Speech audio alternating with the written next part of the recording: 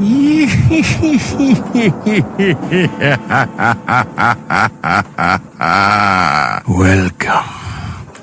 to Biff's Mystery Theater. I have many tales to tell you. Ghost stories, murder stories, and tales that will make your bones chill.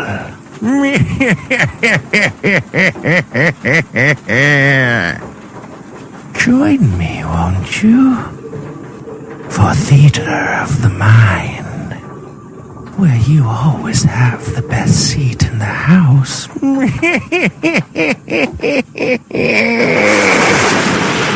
Now close your eyes and turn off the lights.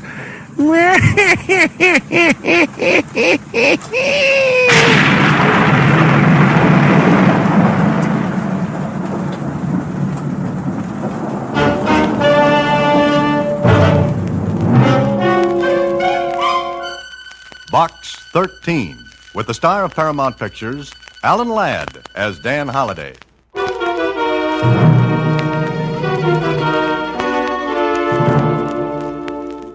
Box 13, care of the Star Times.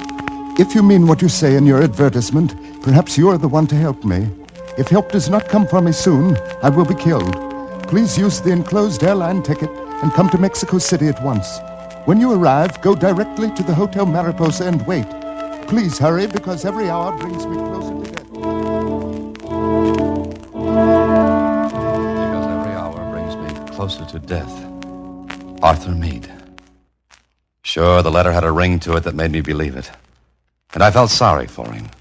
But 48 hours later, I had someone else to worry about. A fella named Dan Holliday.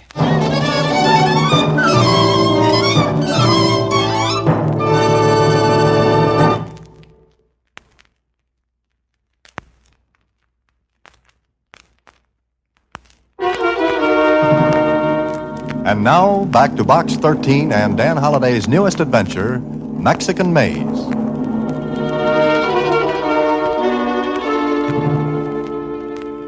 Mexico City.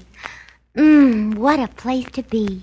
Would you like to go in my place, Susie? I sure would, Mr. Holliday. All right, I'll tell you what. You take the ticket and go. Then when you get to Mexico City, you find Mr. Arthur Meade. Then what? Then keep him from being killed. What's the matter, Susie? Don't you like Mexico anymore? Oh, you were kidding when you said I could go, weren't you? What makes you think that? Oh, how could I keep anyone from being killed? What worries me is, how am I going to do it? He sure sounds like he's got his back to the hall. Susie. Wall. But wherever he's got it, he sounds as though he might not have it there long. Okay, Susie, close up shop. I'm off to the land of the Aztecs. The flight to Mexico City was routine, and an hour later, after I got off the plane, I registered as Box 13 at the Hotel Mariposa and was shown to my room. The bellboy had no sooner left than... Hello? Is this the man from Box 13? Yes, I'm Box 13. Thank heavens you came. I was desperate, Mr. Holliday. Dan Holliday. Listen, I've only a couple of minutes, Holliday. I've got to talk fast. Are you there? Of course, go ahead. There's an importer here, an American. His name is Robert Lucas, and he... Hello? Hello? Hello? So there I was, with a dead telephone and a name, Robert Lucas. I had no idea where to get in touch with Meade, and the telephone directory had no listing for him. But it had one for Mr. Lucas. And it was with Mr. Lucas that I made an appointment for that afternoon. I got there a little early and approached his office. Then I stopped. The door was open, and I couldn't help overhearing. And if that's your idea of an explanation, we're through, Robert. We're finished. That's what you think, Marilyn. It's not quite that simple, my dear. Not at all. I'll make it simple. Very simple. You understand? I'm afraid I do. You didn't think I'd do that, did you? Maybe you'd like me to go to Meade. Goodbye, Mr. Lucas. I ducked back out of sight and let her pass. She didn't see me. What I saw was a woman of maybe 30, and very lovely. Her heels beating, a tattoo down the hall. I waited a couple of seconds, then... Yes, come on in. What can I do for you? I telephoned for an appointment, Mr. Lucas. Oh, yes. You're Mr. Holliday? That's right. Please sit down. Well, thank you. Now, sir, you said over the phone that you were an importer. In a way, yes. In a way. You are or you aren't. Let's say I was imported. What are you driving at? Now, look, I'm a very busy man. If this is some sort of ruse to get in here and pester me for a job, I've no time. If you need financial help, go to the I don't American need help, consulate. Mr. Lucas. I give it. Will you come to the point? Certainly. The point is Arthur Meade. You said Arthur Meade? That's right. You know him? What business is it of yours? Mr. Meade asked me to come here. He said he was in danger of being killed. Killed? The same. He telephoned me about an hour after I got in. But we were cut off. Or he was. Where was he? I don't know. What did he say? He mentioned your name, that's all. Oh, that's all? He didn't have time for chit-chat. What's your connection with him? Let's say business. Mr. Holliday, I don't know where Arthur Meade is. I haven't seen him for days. What's he afraid of? I don't know. You don't seem to know very much. That makes us even. Yes, I guess it does. So you've no idea where I can find Arthur Meade? No, there are a great many places in Mexico City where a man could hide. What makes you think Meade is hiding? I assume he is, since neither of us knows where he is. Then I guess our little chit-chat is over. It would seem so, Mr. Holliday. Well, I may call on you again. Oh, please do. We'll talk about the importing business. Perhaps we may even talk about exports.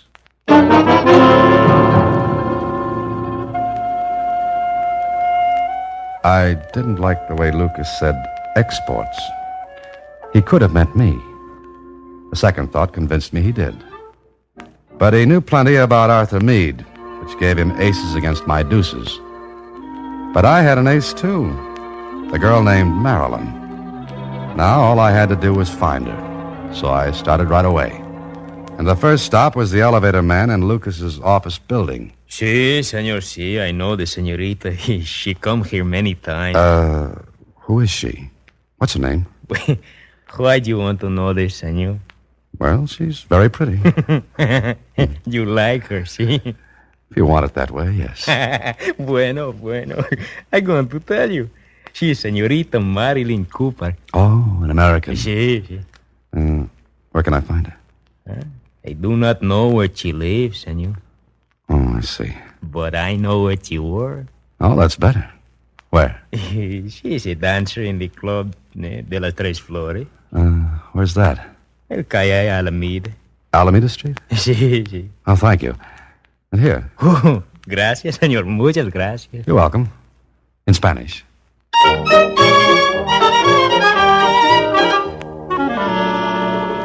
I went to the Club of the Three Flowers. It was closed in the afternoon, so I had to wait until evening.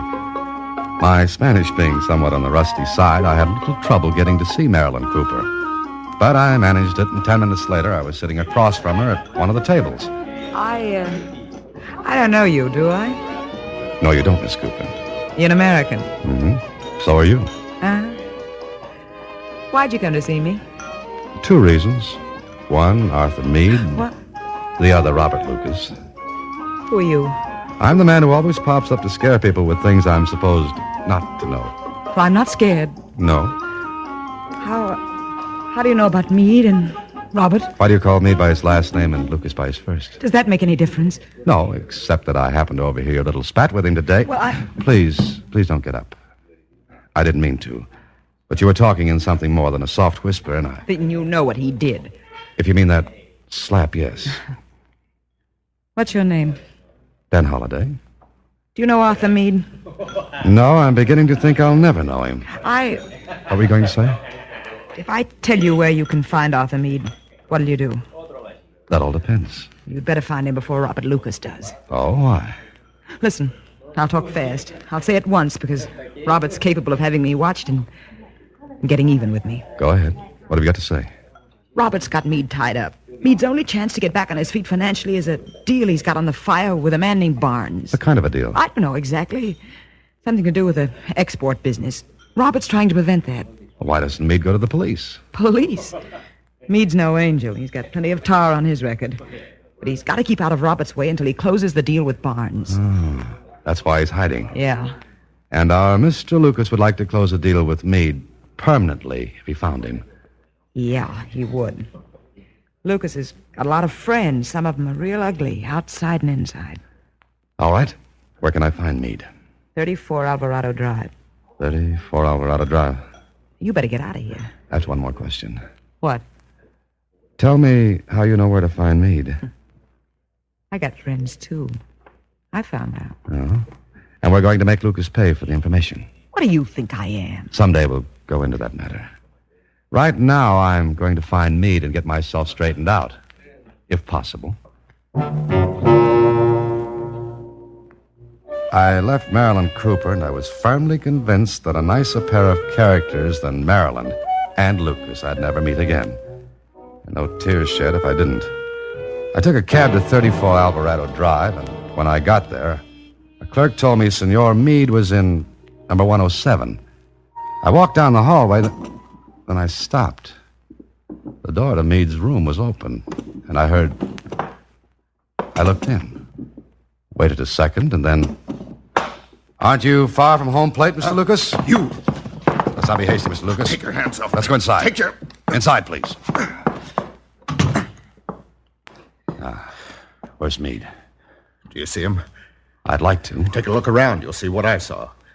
Empty drawers, empty closet, empty room. That is, except for you and me. Brilliant. Elementary. Now, where's Meade? I don't know. How'd you know he lived here? This afternoon you told me you didn't know. That's none of your business. You were searching this room for what? Expect to find Meade tucked away in a drawer? Holiday, you're meddling in something that's none of your business. Now let me out of here. Not until you... Let me out. Is that loaded? It is. Now get away from the door. Certainly.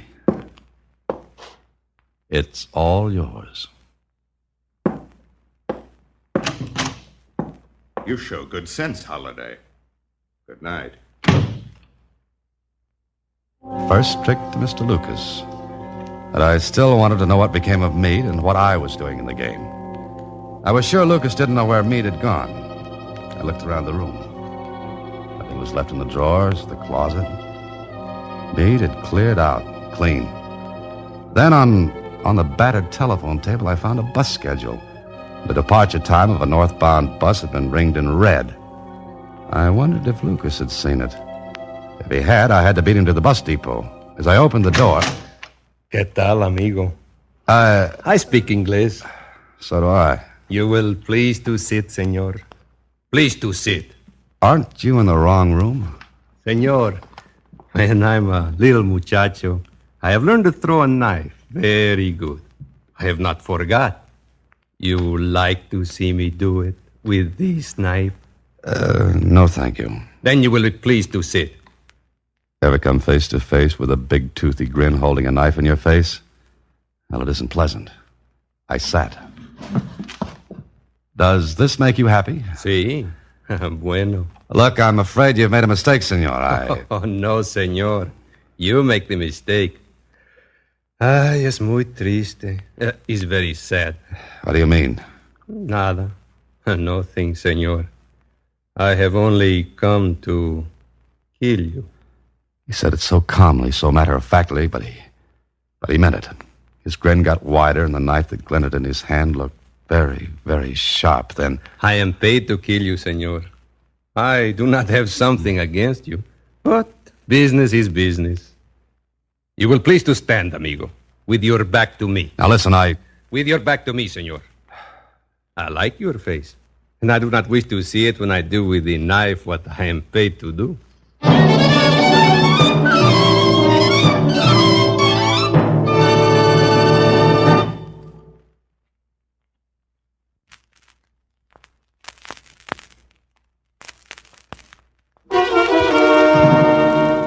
And now back to Mexican Maze, another Box 13 adventure with Alan Ladd as Dan Holliday.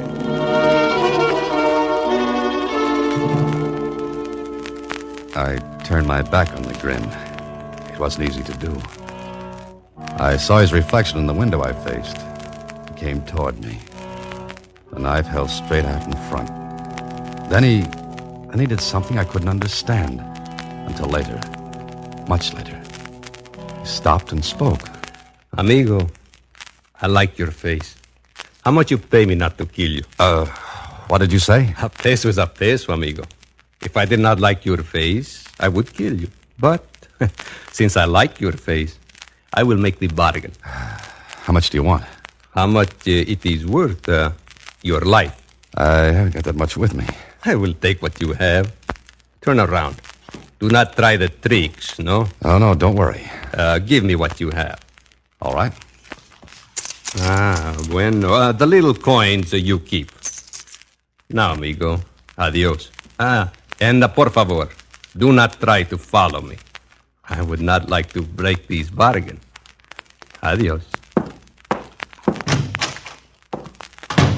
I didn't get it. Why didn't he kill me? I stopped thinking about it because I had to get to Meade. It was too late to get to the bus terminal before Meade's bus left. The next best thing was... Bueno. Hello, get me the Mexico Central bus terminal. Sí, señor. Gracias. Hello. I want you to page one of your passengers leaving on the 10:18 bus for the north. His name is Arthur Meade. Gracias. I waited and wondered if Lucas had beaten me to the punch then. Hello? Meade, this is Holiday. Where have you been? Never mind that. Why did you ring off this morning? I had to. Listen, Holiday, I've got to leave Mexico City. I think Lucas knows where I'm staying. I know he does. He was here. Here? Where are you? 34 Alvarado. He did know. Look, what's all this about? Holiday, I've got everything arranged. Go to the Hotel Del Grado, register there in my name. Your name? Please, I'll miss this bus and I've got to leave. Just listen to me. Go to the hotel, register in my name. A package will be delivered to you. Later, a man named Barnes will come to see you. Give him the package. It contains money. He'll give you an envelope. Keep it until you hear from me again. Have you got that? Yeah, all right, but how will I get in touch with you? You won't. I'll contact you. And Holiday. Yes, what? Protect yourself, because Lucas will do everything he can to keep that deal from being closed. Even murder.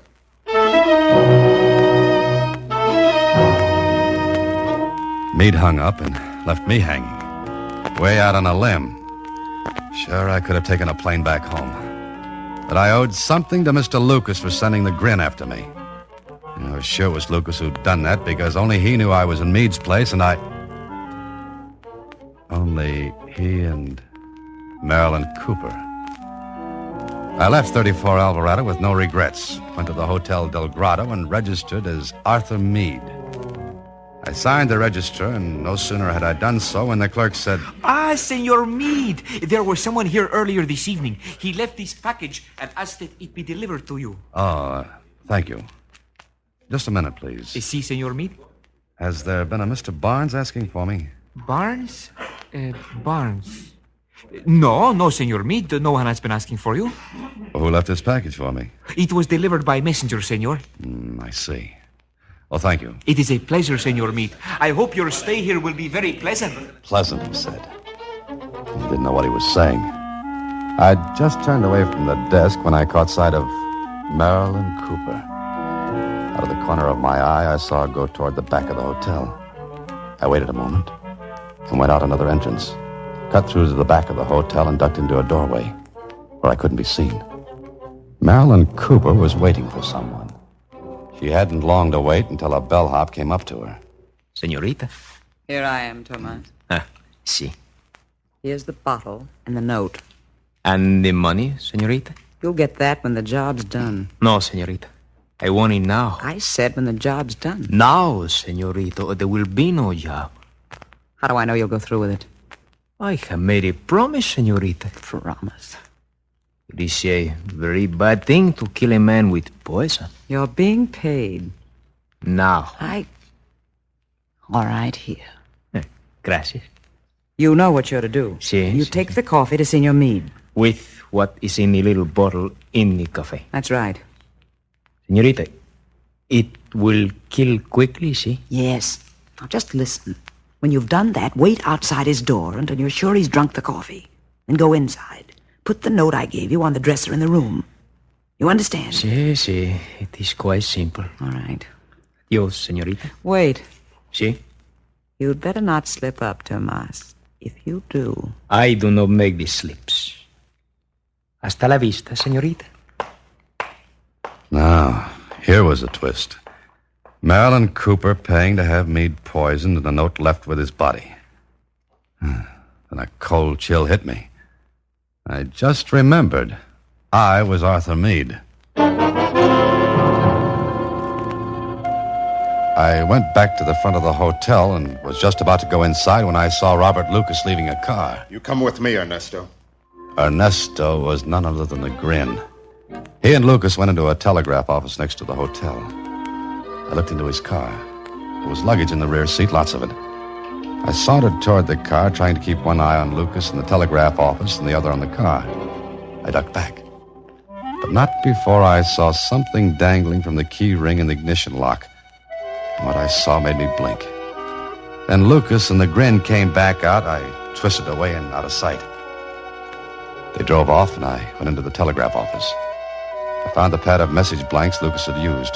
I tore off the top, and 10 minutes later, I showed it to Lieutenant Casadro, Mexico City Police. But, Senor Holiday, I do not understand. You say you did not send this message? I did not, Lieutenant. Lucas sent it. That's the impression of the telegram he sent. Simple kid's trick. Just run a soft pencil over the sheet, and the writing comes out. If the writer pressed hard enough when he wrote it. And Lucas did. Box 13, care of Star Times. That is a newspaper, senor? Yes. Read the message. Have finished work in Mexico City. Going to Criotas for vacation. Take care of things, Susie. See you soon. Dan. I happen to be Dan. But why should Senor Lucas send this? If we play out this little game, we'll know. He wanted this Susie to think you had gone to Criotas. That's it. But why? Lieutenant, if you'll send a wire to the United States asking about Arthur Meade, I think we'll have part of our answer. Oh, very good. I will send it. Then what? Then you'll be in the hotel later. I'm in room 512, and I'll be lying on the floor with an empty poison bottle and a suicide note. Senor Holiday, this is a Chinese puzzle. Senor Lieutenant Casadro, this is a Mexican maze. But I think we're going to come out of it on top. Now, here's what we can do. I need your help. Send the wire to the United States. Then come to Hotel Delgado.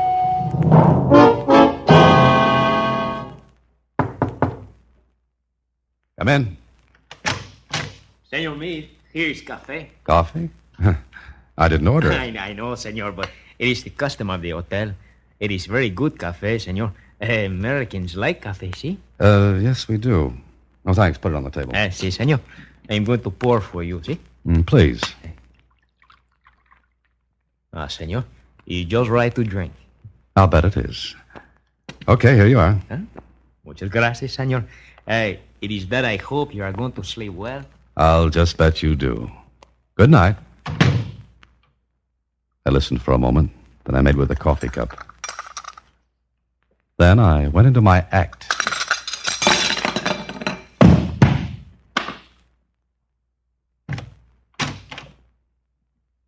The bellhop came back in, put the note on the dresser, and then... Ándale, help, the Senor Meade, he is dead, the Senor Meade. ¿Qué es, muchacho? Policía. Señor Lieutenant, el Senor Meade está muerto. Silencio. What's the matter?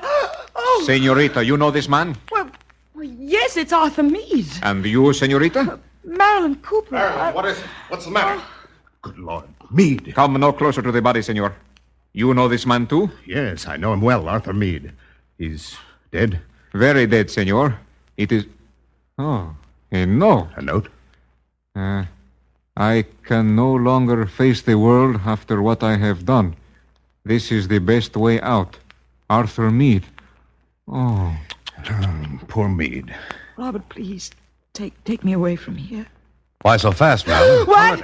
Holiday. Lieutenant, grab him. Have your men get that bellhop. Un momento, senor Lucas. Senorita Cooper, I do not wish to fire this gun. You idiot, you said it was safe, you fool. Shut up, Marilyn. Well, this looks like a real argument. Not like the one you staged for me before, Lucas. Or Meade. No matter what you call yourself, your name's Mud from now on.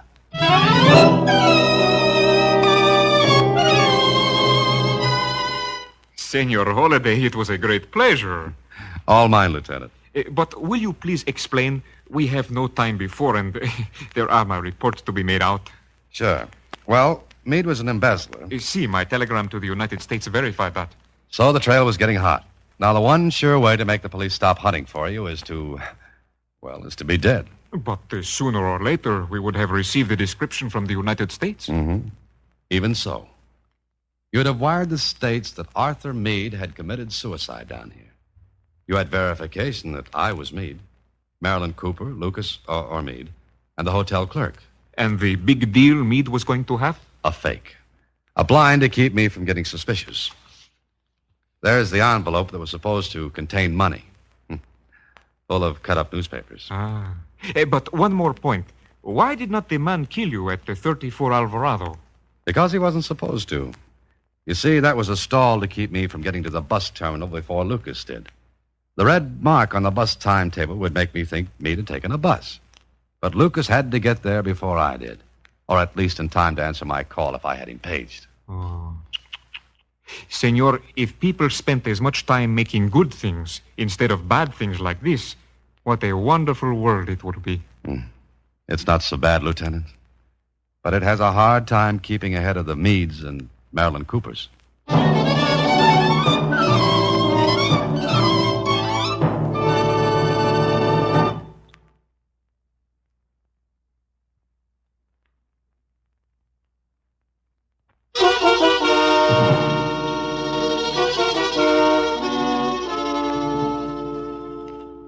Mr. Holliday, I didn't know what to think when I got that wire saying you were going to take a vacation in Creosote. Susie, Creotis. Anyway, you were supposed to think I'd gone there, and, well, it would have been a dead end. Just think, you might have been killed as Arthur Meade. I might have been killed as Dan Holliday. Oh, wait a minute. There's one more thing. What's that, Susie? You said you noticed something dangling from the key ring in the ignition lock of Lucas's, of Meade's, well, in the ignition lock. Oh, it was a tag, Susie. A tag attached to a key, and the number on the tag was 107. 107? Mm-hmm. Meade's room at 34 Alvarado. Now, I ask you, why would Lucas have had that on his keychain if he hadn't have been Meade himself? Jeepers. Now, that's the kind of adventure I like. When are you going again? Oh, good night, Susie. Next week, same time, through the courtesy of Paramount Pictures, Alan Ladd stars as Dan Holliday in Box 13. Box 13 is directed by Richard Sandville. This week's original story was written by Robert Mitchell and Gene Levitt. Original music is composed and conducted by Rudy Schrager. The part of Susie is played by Sylvia Picker. Production is supervised by Vern Karstensen. Box 13 is a Mayfair production from Hollywood. Watch for Alan Ladd in his latest Paramount picture.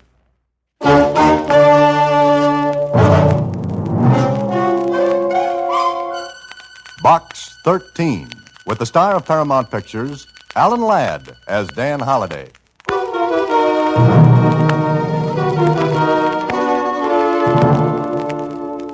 Box 13, care of Star Times. I have a proposition for you. One that will bring you $10,000 if you go through with it. But you've got to make up your mind fast. I'm at 658 Carson Street. I won't be there after tomorrow evening. So, if you're interested, come to see me.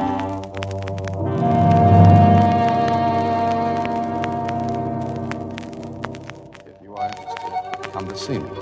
Bring this letter to identify yourself and come to flat number 6. Remember, you've got to hurry. That was it. No signature to the letter. Just that sense of urgency that made me feel as though the writer were afraid. He was. And later, I was.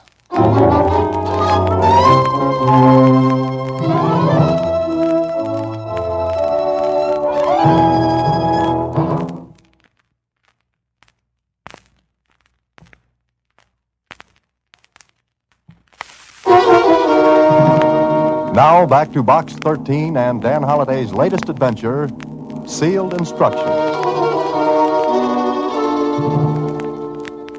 Well, Susie, what do you make of it? He's in an awful hurry, Mr. Holliday. That he is. And he mentions $10,000. Uh-huh. And that, as they say in books, is a lot of gold watches. He doesn't even sign his name. I bet he's an income tax invasion. What? He's an income tax evasion?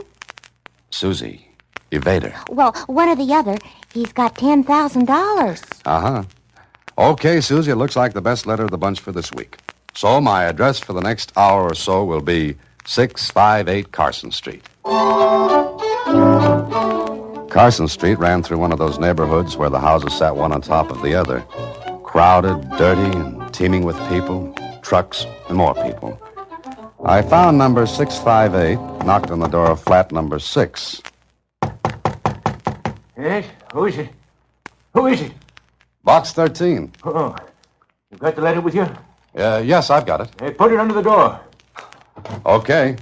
Here it comes.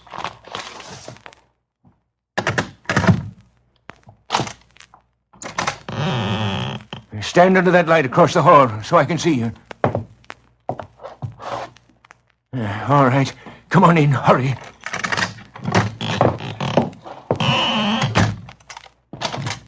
Sit down. Hey, no. Keep away from the window. The shade's down. No one can see you. Keep away from it. You've got enough bolts and chains on that door to hold off a tribe of Indians. I know what I'm doing. Now, let me get a good look at you. In the yellow light that came from the one globe dangling from the ceiling, the man looked at me. And I looked at him. He was about 50. His face was drawn and pinched. His hands shook and his eyes, squinty and sharp, slid over me. I didn't like him. Then he seemed to be satisfied and sat down on a chair opposite me. Yeah, so you're after adventure, eh? That's right. Did you see anyone follow you here? Not that I know of. Why? Expecting someone else? I'm always expecting someone. No, I'm not. What do you want with me? Are you free to go anywhere? That's what my ad says. We'll go any place, do anything. I usually do. Would you be willing to go as far as the Philippine Islands? It's a man-sized errand. Would you go? That's all I want to know. Would you go? Well, that all depends on what I've got to do. If there's anything crooked, the answer is no. There's nothing crooked. I want you to go there and bring back something that belongs to me. Something I've got to have. What's stopping you from going yourself? Look at me. I'm sick. Oh, it could be. But you're sure there's no other reason? What do you mean? Well, the bolts and the locks on the door. That fact that you said in your letter you wouldn't be at this address after tonight. The shades drawn. You were afraid I was followed. So? So, 2 and 2 are 4. And the 4 in this case comes out to... You're afraid to show your face. I have enemies. The ordinary kind? Or the kind that would kill you? They kill me. I see. Oh, what's your name? You have to know that? It's a little peculiarity of mine. I like to know the people I'm dealing with. My name is Krell. Joseph Krell. Does it mean anything to you? No more than mine would mean to you. Holiday. Dan Holiday. There's $10,000 in this for you. Well, I don't care about that. Well, what? Oh, the money doesn't interest me. Doesn't it? Money doesn't... I must have said something very funny. You did, Holiday. You did. You say $10,000 doesn't mean anything to you. Well, no, it doesn't. I'd better explain. You see, I'm a writer. The stories I get in response to that Box 13 ad you answered, well, they pay me amply for my efforts. There's one born every minute. But will you go? And do what? I'll give you the name of a man whom you're to contact in Manila. That's all you have to know now. Mm-hmm. Then what happens? That will take care of itself. What do you want me to bring back? I told you something that belongs to me. Something I've got to have. Something that means life or death to me. That important, huh? We're wasting time. Will you do it? It's adventure, and when you get back, I'll give you $10,000. Do anything you want with it. I don't care. But bring me what I want. When do I have to leave? As soon as you can. Oh, one more question. What? Where are you going to get the $10,000? Well? I'll have it when you get back. Oh, I see. Do I come here? No, I won't be here. I've got to keep moving because he... He? Never mind.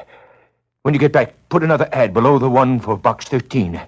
To see you back, I'll get in touch with you. And the name of the man I'm to meet in Manila? You'll find him at the address on this slip of paper. He's expecting someone from me. And, here, take this envelope. Don't open it. until you get in touch with the man. Sealed instructions, huh? Yes. And Holiday, take good care of that envelope. Hide it. If he knew you were carrying it, he might kill you.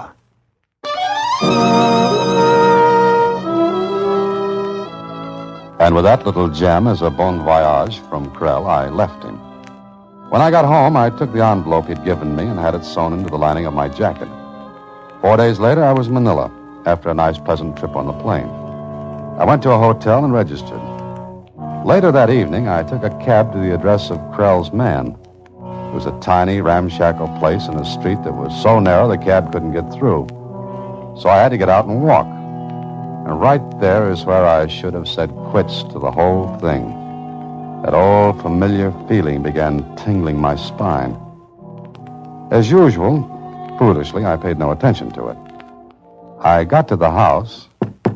There was no answer. I tried the door. It was pitch black inside. I closed the door behind me. I stood there for a couple of seconds trying to see through the blackness when... Stand right where you are. Who's that? Just stay where you are. The light went on, and facing me was a man with a gun. And from where I stood, the muzzle was neatly in line with my third rib. The man looked at me for a moment, then... Turn around. Back to me. What's the idea? I don't know yet, but we'll see. Okay, face me. Who are you? Never mind that. Who are you? Dan Holiday. Doesn't mean a thing. Lieutenant, is... Oh? Yeah, we got company, Sergeant. So I see. Sergeant. What is this? Sit down. Look, I came here to see someone. Uh-huh. What's the name of the person you came to see? I don't know. If you don't know this man, why did you come here? Come on, talk. I don't see any reason why I should. Would it give you a reason if I told you we're police? I don't know. You don't know much, do you? Why did you come to see this man you don't know? On business. What kind? I was sent here. By whom? A man named Joseph Krell. Krell?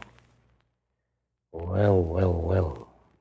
Evidently, that explains a lot of things, doesn't it? It could and it couldn't. You say your name is Holiday? That's right. All right, Mr. Holiday. Step over to this other room with me. Come on.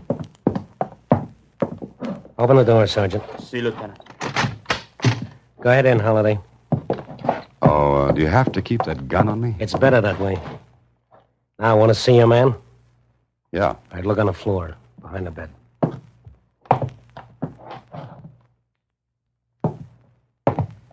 Now you've seen him. Who killed him? We'd like to know that, too. You didn't think I did? Maybe you'd like to talk now. Tell us why you came here, why you had to see Carlos. Carlos? Yeah, the name of the deceased. All right, Lieutenant... Lieutenant Keith, Manila Police. This is Sergeant Enrique Cotis. Okay, I was sent here by Joseph Krell. I was to see this Carlos. Why?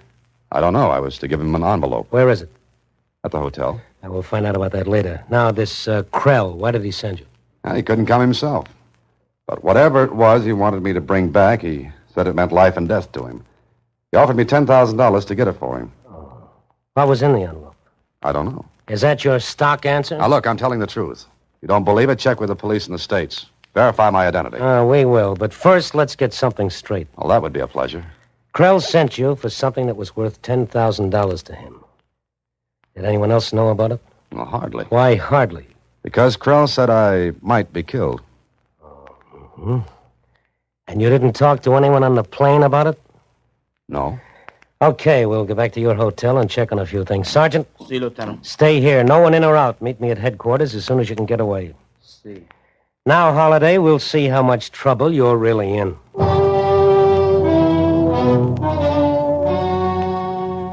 On the way back to my hotel, Keith didn't say much. Neither did I. But I was doing a lot of thinking, and suddenly it hit me. Something Keith had asked me, something he had no right to ask, and something he couldn't have asked unless... I looked at him. He was smiling to himself. Okay, I had to take a chance. Oh, by the way, Lieutenant. What? That building over there. Where? Just to your right. Look out the window.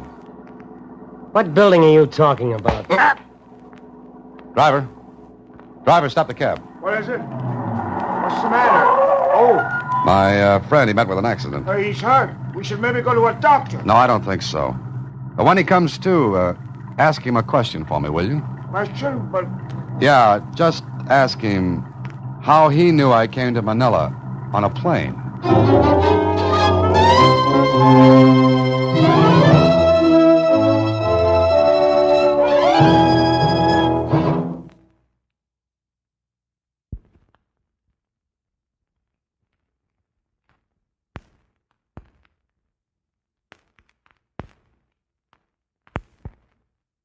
And now back to Sealed Instructions, another Box 13 adventure starring Alan Ladd as Dan Holliday.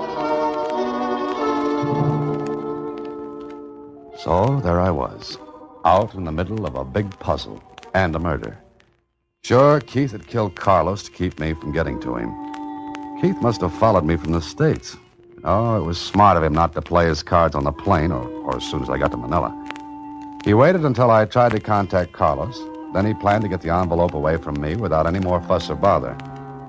Now, I had to get back to the hotel and get that envelope before Keith came to. Because when he did, he was going to be very, very nasty. So back at the hotel, I had a bellhop go to my room and bring down the jacket. Is this the right one, Mr. Holliday? Oh, yeah, that's the one. Here you are. Oh, thank you, sir. Will that be all? Yes, sir. Uh-oh. Oh, wait a minute. Yes, sir. Come here behind this pillar. Something wrong, sir? Yeah, there is. Look over at that entrance. Do you see that big man standing there? White hat, gray suit? Yes, sir. I don't want to meet him. Oh, I see. Look, you go through the lobby paging me. He'll follow you to see where I am. Lead him a merry chase, got it? I got it, Mr. Holliday. Okay, get going. Paging Mr. Holliday. Mr. Dan Holliday. Paging Well, the Mr. bellhop Holliday. did it up good. Mr. Dan And Holliday, Keith fell for the gang and followed the bellhop, just far enough behind him so that he could surprise me, if he saw me. But he didn't. I ducked out of the entrance and took a cab to police headquarters. There, Let me get this straight, Mr. Holliday. You say this Keith pretended to be an officer? that's right, Lieutenant Marinos. But why? So he could get this envelope away from me. He'd already killed once to get it. But maybe he thought killing me would attract too much attention. But this envelope, where is it and what is in it? We're going to see that right away. Oh, have you got a knife? Yes. Here. Oh, thanks. Well, this was a good jacket.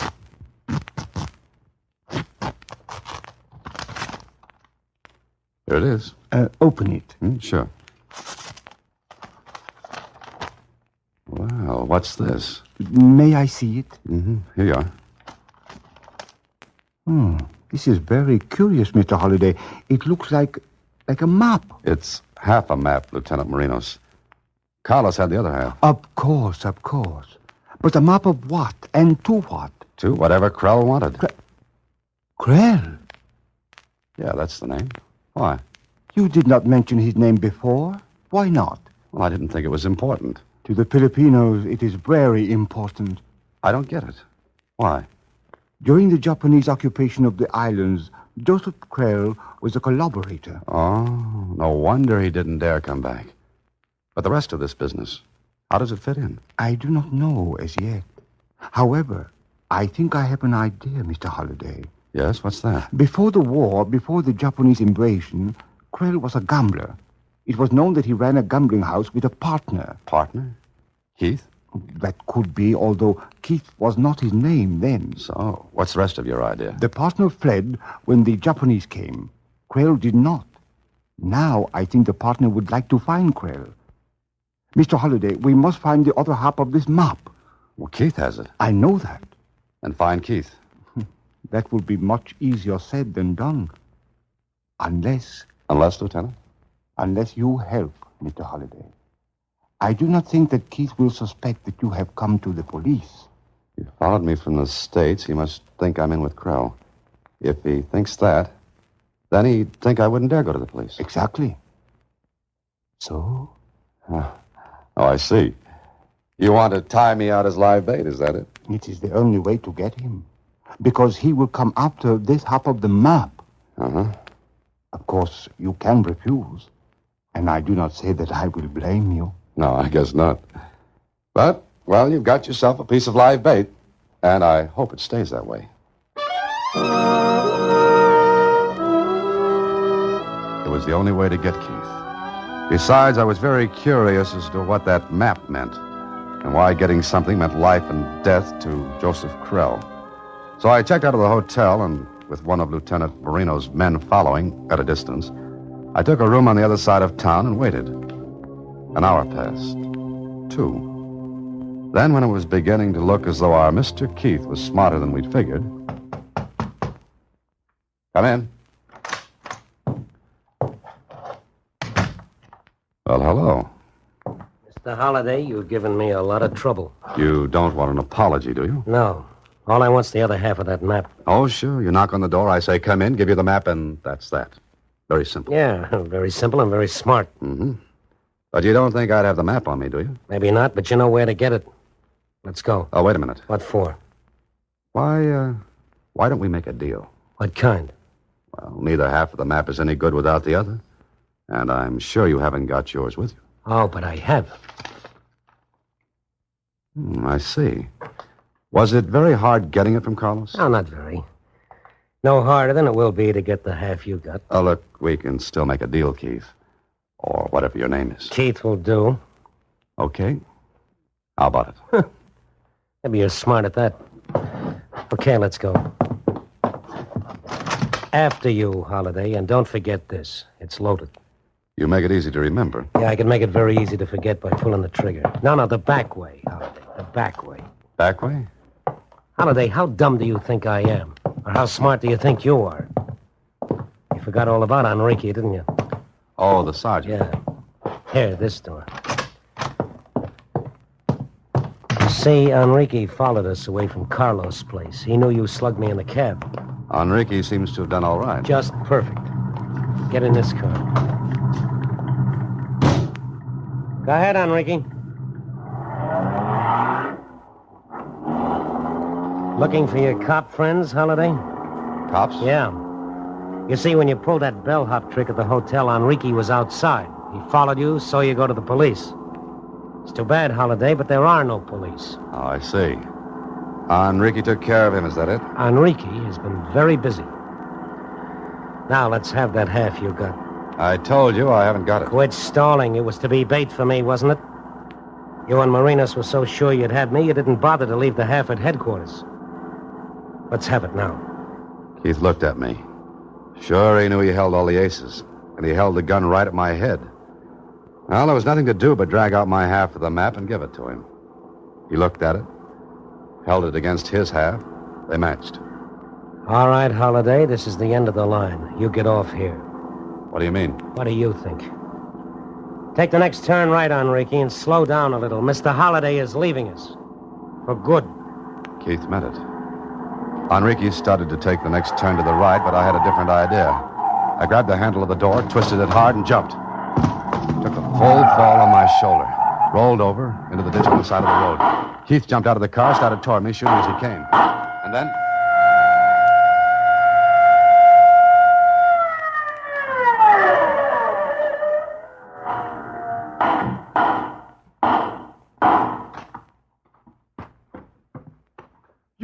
You are not hurt, Mr. Holliday? No, I'm not, Lieutenant. Oh, I am glad. We are a majority of 2, Lieutenant Marinos. But Keith... He is taken care of.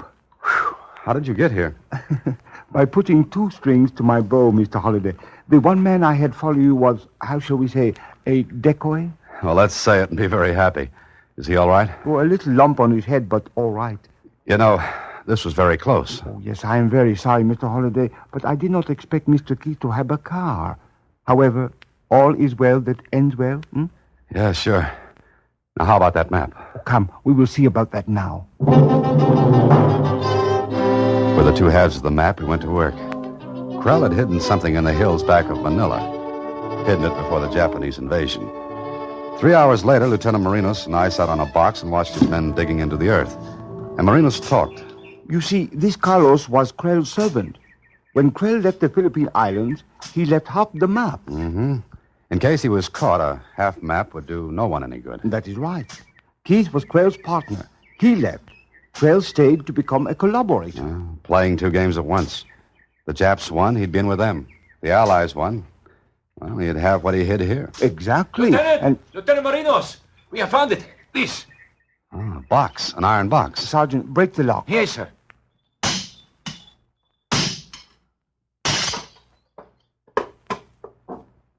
Mr. Holliday, you may have the honor of opening it. Oh, thanks. I lifted the lid and unwrapped a large package done up in waterproofed oiled silk. It is quite a lot of money, yes? Quite a lot of money. Perhaps $500,000, Mr. Holliday. From the looks of it, yes. And it all belongs to Mr. Quail, a man who betrayed my people and his country. We shall be happy to hold it in trust for him until he cares to come and claim it. Yeah. I think I'll take him back something else, though. Something else? What? That. What? That over there. Mr. Holliday, you are a poet.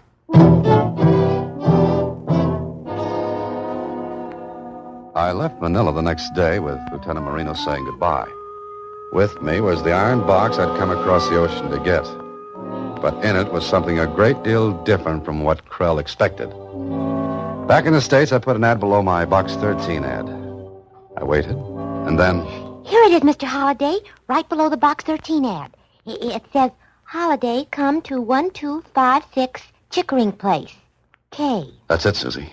But why don't they arrest Mr. Krell? Arrest? I think we've got something much better, Susie. Much better.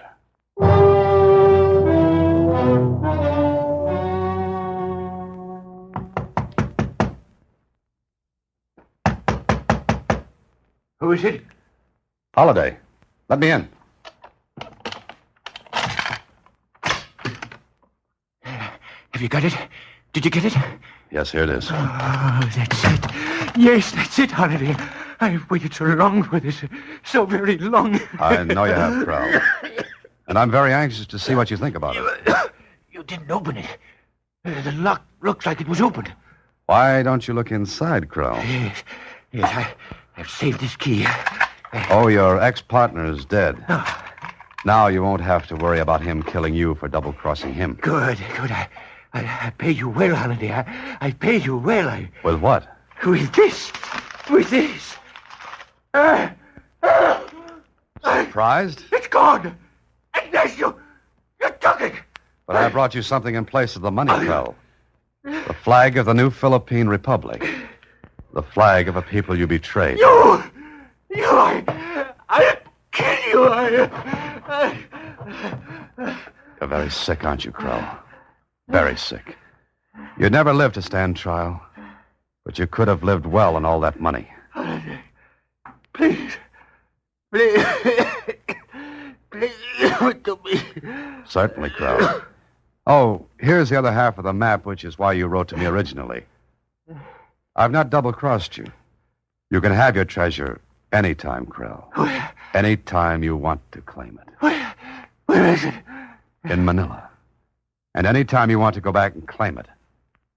I think the people there will be very glad to see you.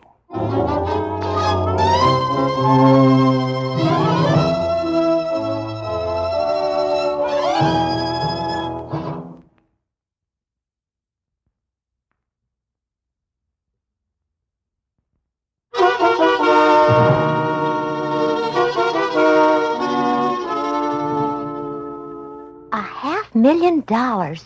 Wow. Who does it belong to, Mr. Holliday? Mr. Krell. But I don't think he'll ever claim it. Gee. But what about him? Where'll he go? Well, what'll he do? I don't know, Susie. And I don't think I really care about a man who would double-cross his own country. Well, anyway, it was exciting for you. You know, I wish I could take a plane trip like that sometime. A plane... Good night, Susie. Next week, same time, through the courtesy of Paramount Pictures, Alan Ladd stars as Dan Holliday in Box 13. Box 13 is directed by Richard Sandville, with this week's original story written by Charles Gurnett. Original music is composed and conducted by Rudy Schrager. Part of Susie is played by Sylvia Picker. Production is supervised by Vern Karstensen. Box 13 is a Mayfair production from Hollywood. Watch for Alan Ladd in his latest Paramount picture.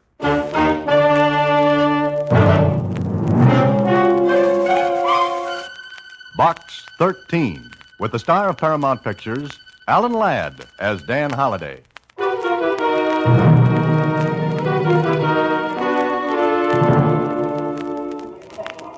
Hello, Susie. Come for Box 13 mail? Uh-huh. Is there any, Connie? Sure, a lot of it. But here's one that's different. Different? How? Well, look at the paper. And it didn't come by mail. It was just put on the counter here. That's funny. I wonder why.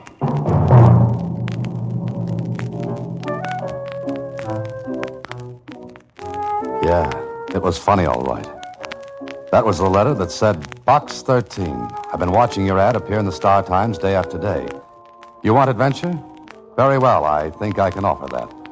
I'm going to find out who you are. And when I do, I'm going to kill you within 4 days. That gives you 4 days to find out who I am. If you learn that, you may stop me from killing you. But if you don't, at least you will have 4 days of different adventure.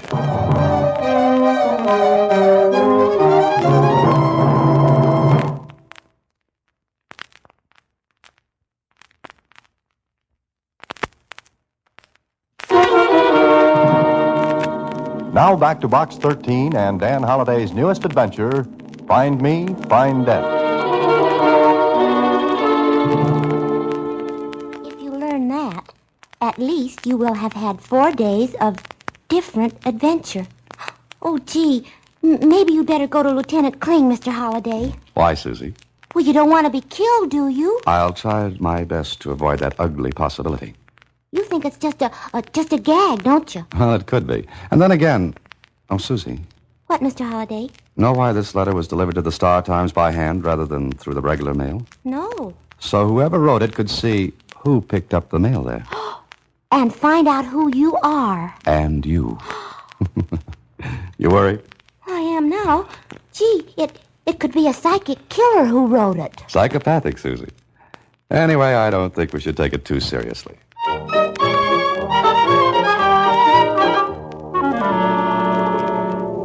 Yeah, that's what I said. Don't take it too seriously. I didn't, at first. I'd almost forgotten about the letter until that night when I went home. I walked into my apartment building and was passing the desk when the clerk called out to me. Mr. Holliday? Oh, Mr. Holliday? Huh? Oh, hello there. How are you? Fine. Say, you certainly were deep in thought when you came in. Yes, I guess I was. Here's a letter for you. Oh, thank you. You're welcome. Is anything wrong, Mr. Holliday?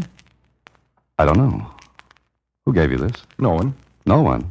What do you mean? Well, it was on the floor just inside the lobby door. I thought maybe you dropped it. No, I didn't. You didn't see anyone who might have thrown it on the floor? I'm sorry, I didn't, Mr. Holliday. I've been at the switchboard all evening, and I can't see the entrance from there. Oh, I see. Is anything wrong? I mean, bad news, anything like that? Oh, here, read this. I'm ready, Mr. Holliday. Are you? That's a funny kind of note. Mm-hmm. Very funny. Has there been anyone here asking for me? Not a soul. At least not since I've been on duty. Since 7 this evening. Any calls? None. You're sure no one came in? Well, not that I saw. You look worried, Mr. Holliday. Huh? Do I? Okay, forget it. Good night. Good night, Mr. Holliday. If there are any calls, do you want them? Yes, ring me in my apartment. Sure will, sir. Good night. Good night. Maybe it was a joke. A little gruesome, but nevertheless a joke. I went up to my apartment. I don't know why I did it, but I tried the door softly and carefully before I put the key in and unlocked it. I stood there for a moment in the dark. Then I switched on the lights. I told myself I was being a little silly, that this was a joke. I walked to the window and opened it. I stood there, looking out and down the street below. The pavement in front of the apartment building was empty. No one there. Then I went to the phone. And I made a dozen calls and got a great reputation among my friends for being, well, a little off the rails. But no one admitted the joke. Maybe, just maybe, because it wasn't a joke.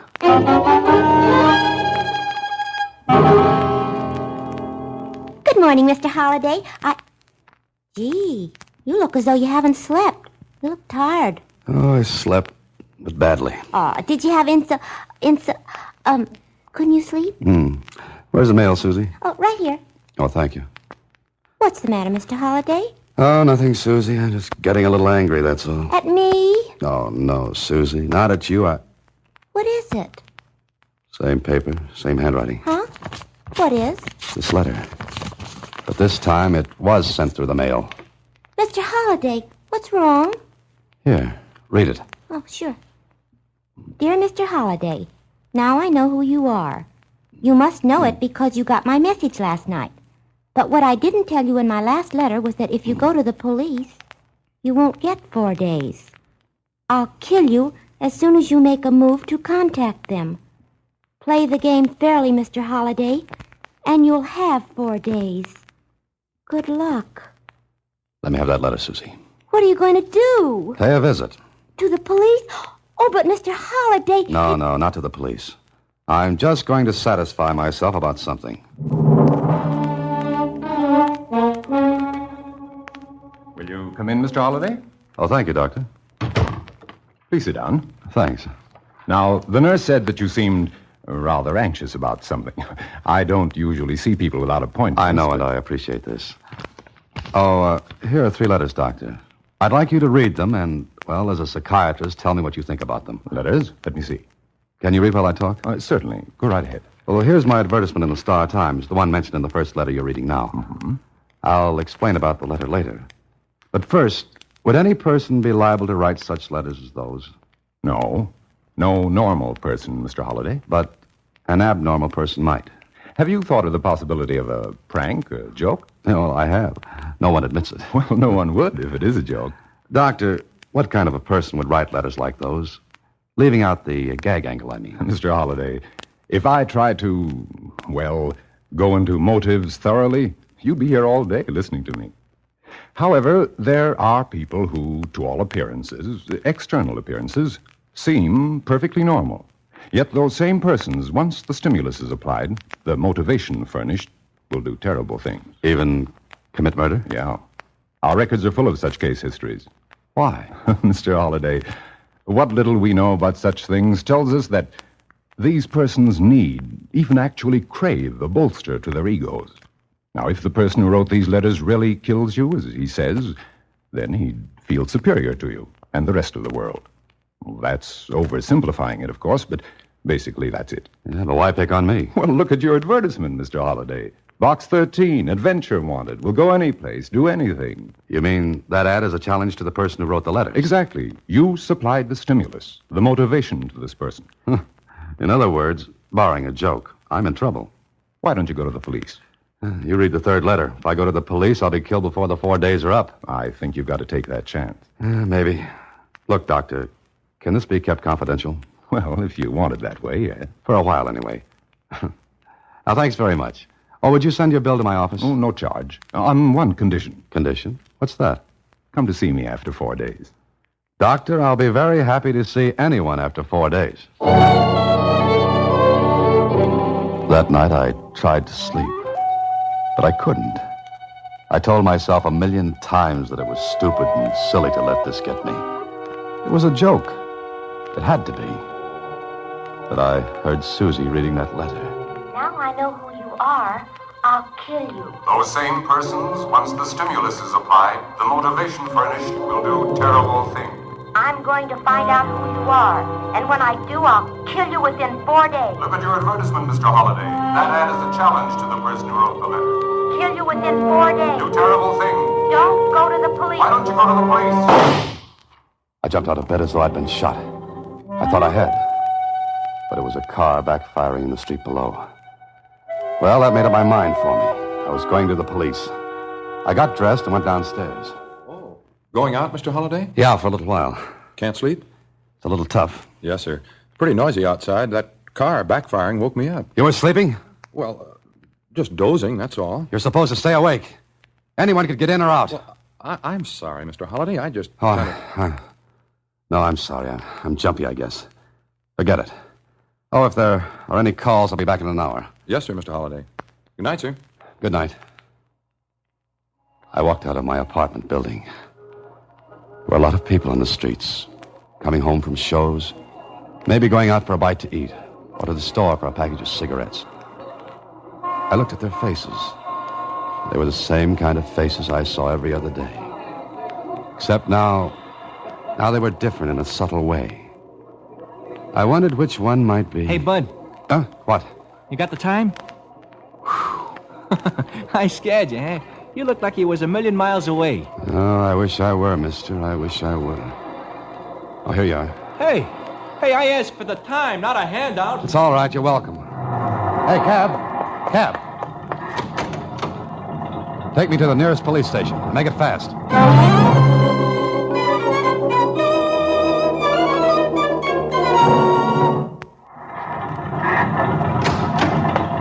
Here you are. Keep the change. The street in front of the police station was empty. The taillight of the cab I just left receded in the distance and then disappeared. The headlights of a car coming down the street were yellow and misty. I started toward the stairs, but stopped to watch the car coming down the street. It slowed up a little, and then an envelope hit the pavement. I picked it up. The car from which it had been tossed disappeared down the street and around a corner. I tore open the envelope. The note was in the same handwriting. It was short, sweet. Mr. Holliday, if you try to go into that police station, a bullet will kill you before you can get inside.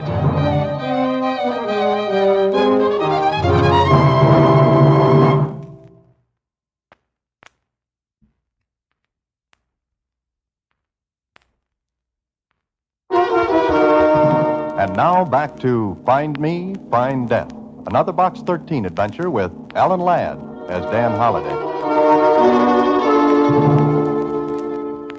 I didn't go into the station. Somehow, I believed that note. Then the next day at the office, Susie and I talked it over. Please, you be careful, won't you, Mr. Holliday? Careful? Yeah, sure. But how? Look, Susie, he knows where I live. He knows every move I make. But I haven't got the slightest clue as to who he or she is. You've got to find out. Yes, I know, but how? I'm no Superman, Susie. I've only got 2 more days. Maybe if you left town, Mr. Holliday. Oh, that wouldn't do any good. He'd be sure to follow. He'd be... What's the matter? Did you think of something? No, you did. I did. Yes, you. Susie, leave town. That's the answer. But you just said he'd follow you. If it's not a joke, he will. Now, wait. Let's think this out. By train? No. Too many people to check on the train. I'd never be able to narrow the choice down. Go by bus, Mr. Holliday. Bus, that's it, Susie. Bus. Not a big one. But one of those small lines that make only about a 300 or 400 mile run. How many people can get on one of those? Maybe 20 or 30 at one time. Sure, 20 or 30. And I've got an idea. Come on to the station with me, Susie. Me? What for? You'll see. Hand me that small bag. Oh, you gonna pack? No, the bag will be just a prop. Now, come on, let's go.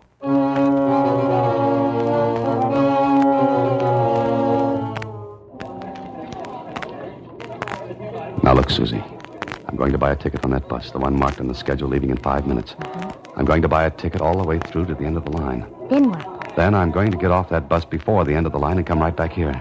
Gee, it sounds all right, but I don't get it. Don't you see, Susie? If he's following me, he'll buy a ticket all the way through. And he'll have to get off before the end of the line to keep track of me. Well, so long, Susie.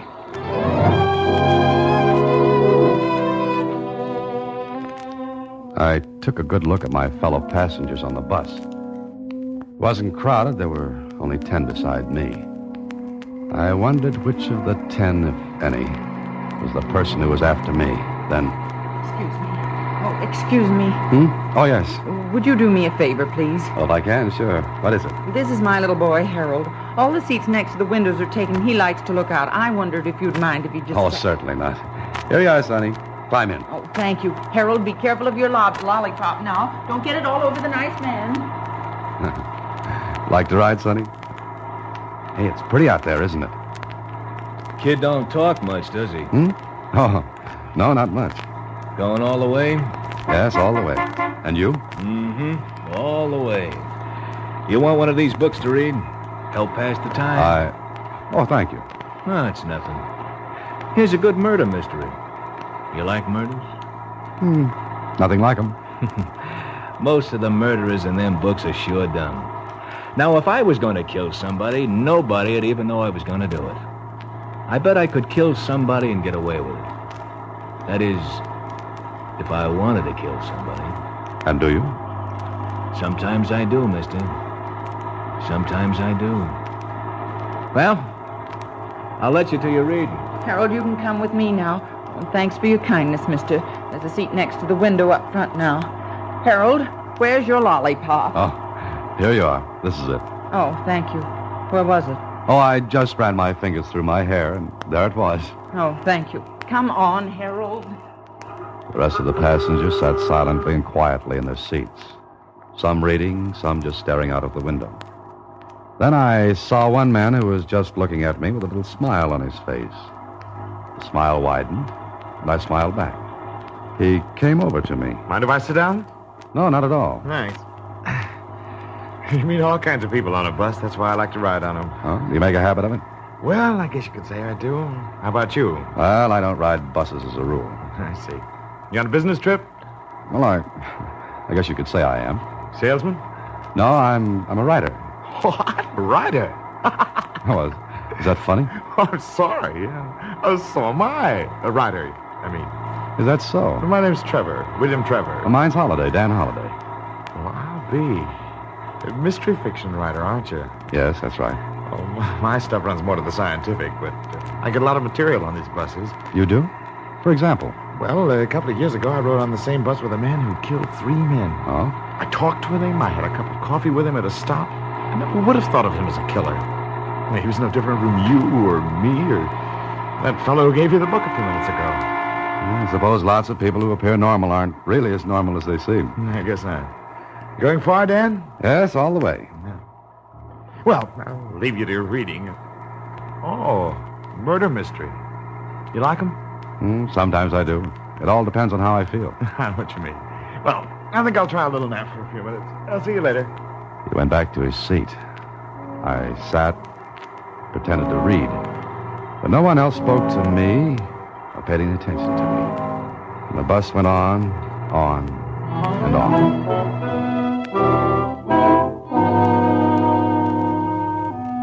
The bus made its first stop after an hour's ride. I got off, as did the rest of the passengers. Everyone took a stretch, and then... What? All aboard, please. All aboard. I ducked behind a post and waited. Waited until the bus pulled out. I looked around.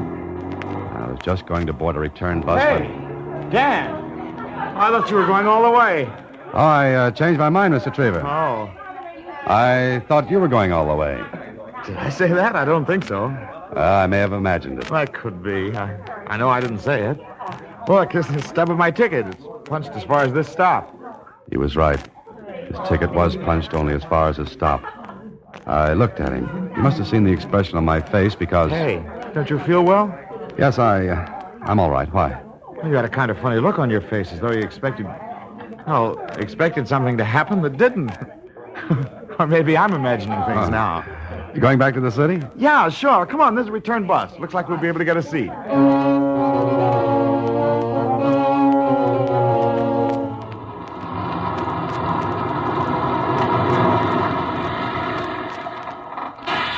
Hey, Trevor. Trevor. Oh, we're back, huh? Well, a short trip and a merry one. A merry one? That could be.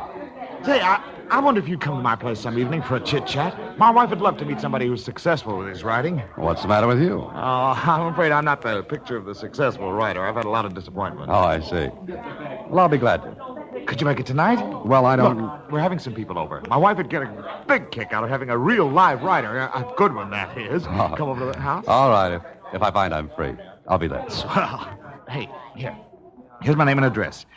Gee, my wife will get a kick out of this. Here. Now, please, try to make it, will you? Sure, I'll try. Okay, I'll see you later then, and thanks. He got off of the bus ahead of me and walked away. I wondered. I wondered about a lot of things.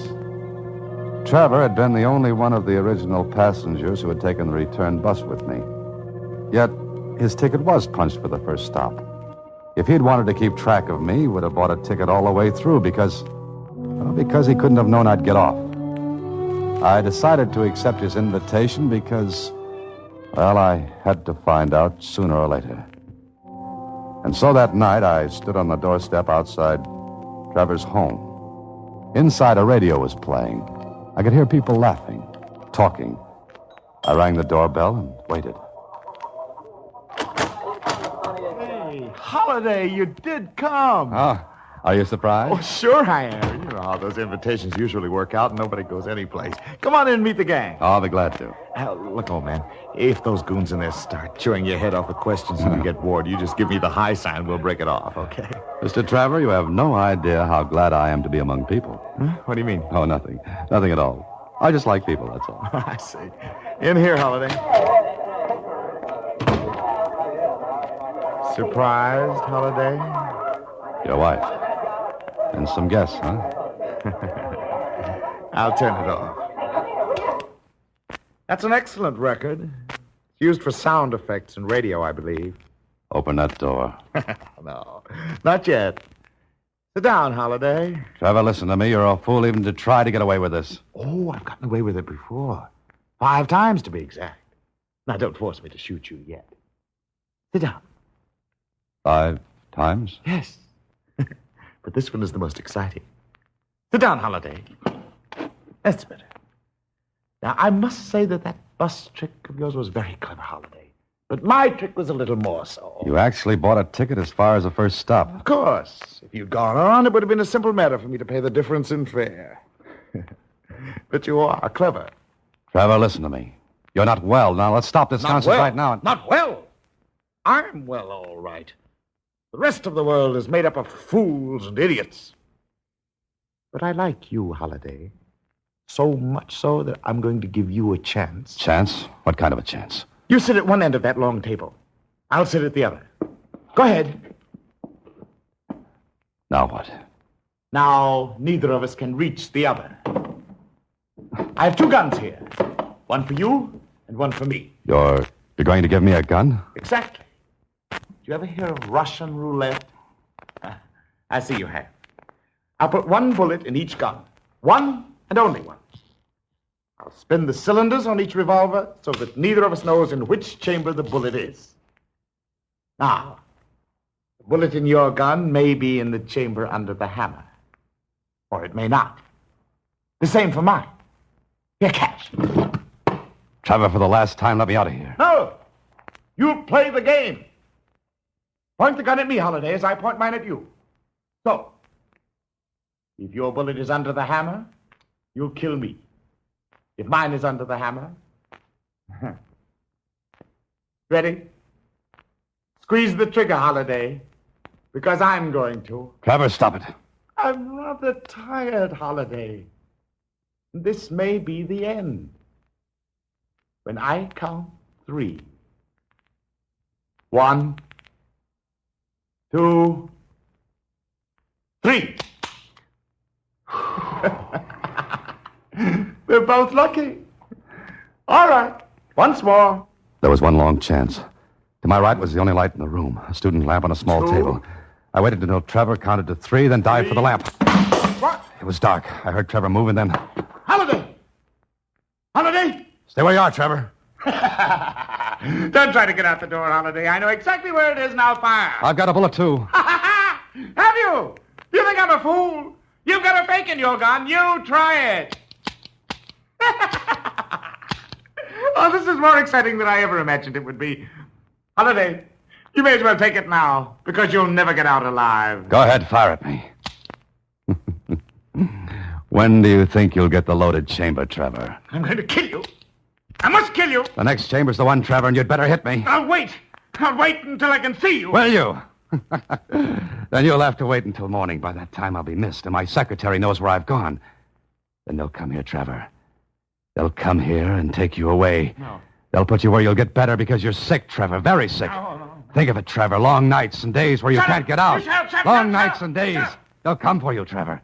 They'll come for you in the morning. Holiday? Holiday? Holiday?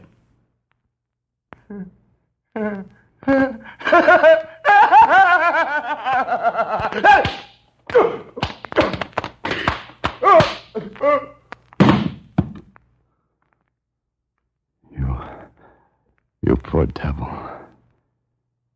You poor devil. I'm sorry.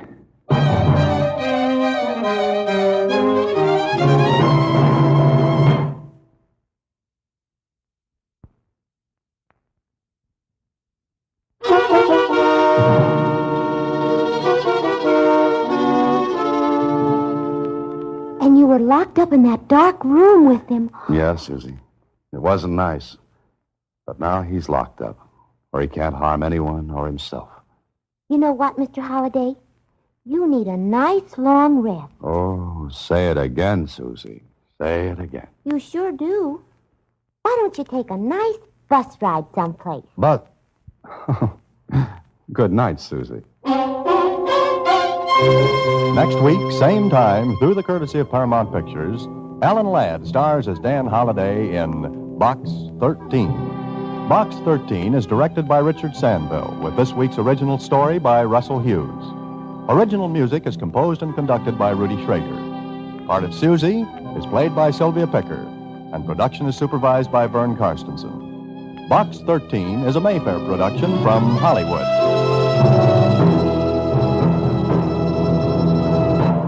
Watch for Alan Ladd in his latest Paramount picture. Box 13, with the star of Paramount Pictures, Alan Ladd as Dan Holliday.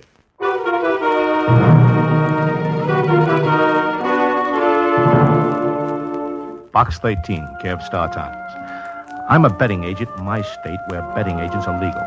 I'm one of the many who are being taken for plenty. I think there's something haywire, but none of us have been able to figure it out. Now, since you'd be a stranger here, we figure you'd have a better than even chance of nosing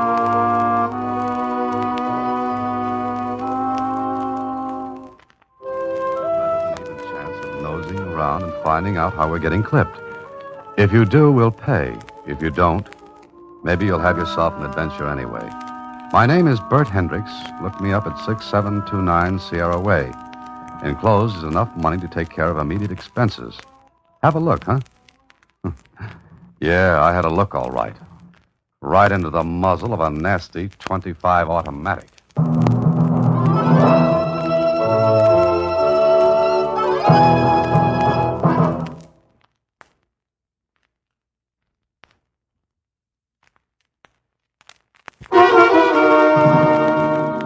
Now back to Box 13 and Dan Holliday's newest adventure, Much Too Lucky.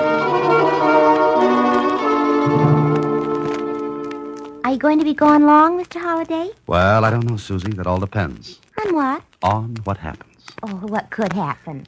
Where I'm concerned, anything. Oh, yeah. Sometimes I get worried about you, Mr. Holliday. Sometimes? Most times. It's just like a nomination. Oh? What am I running for? Huh? Nothing. I just had a premonition. What's that? What you didn't have. I don't get it. Well, you work on it until I get back, Susie. I'm off to the races. The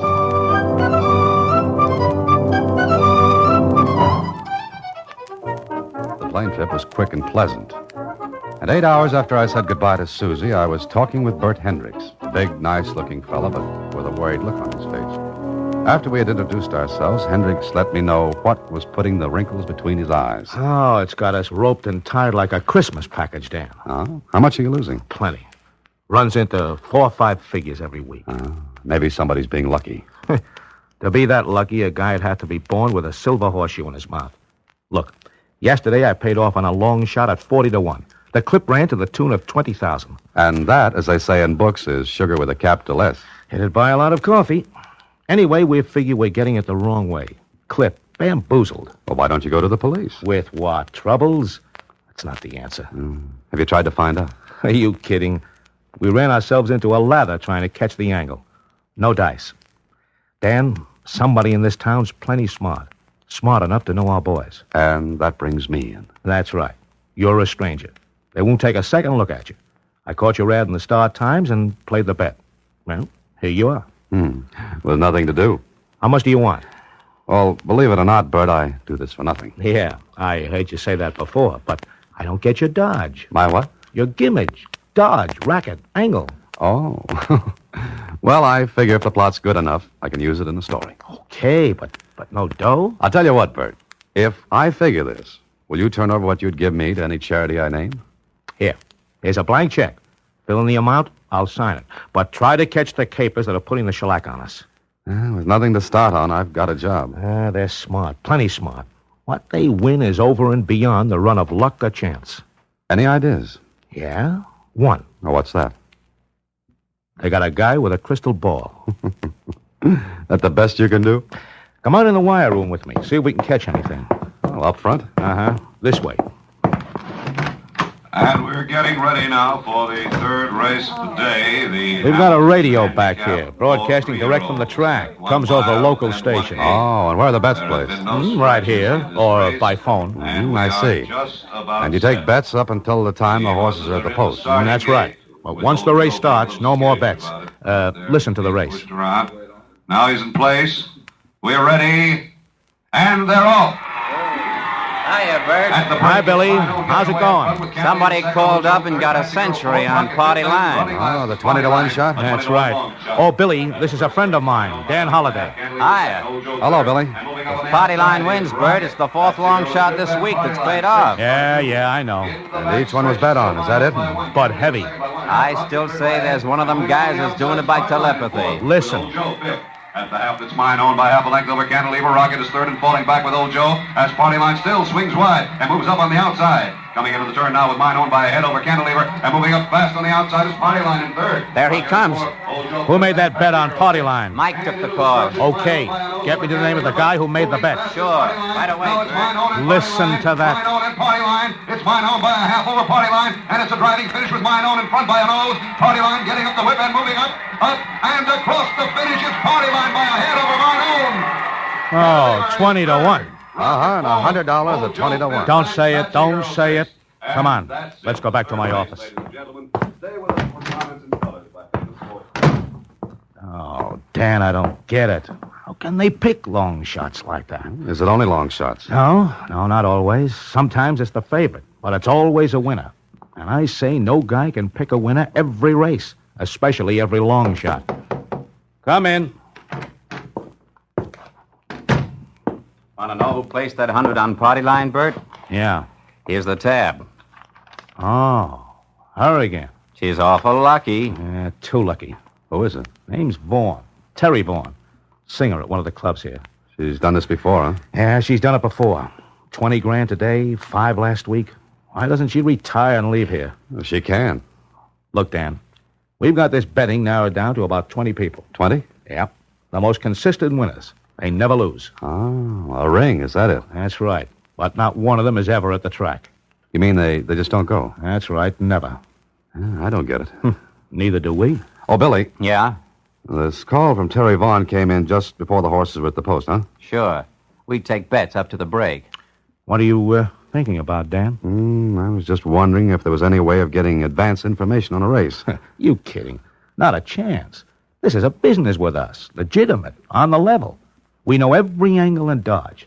There's no way anyone could know before the race that a long shot like Party Line was going to nose across first. You've got yourself a problem. All right. How about taking a slice of it, Dan? What I said about that blank check still goes. Okay, you've got yourself a boy. Good. I don't know where I'll start, but as they say in books, everything has a beginning. So, why not start with Terry Vaughn?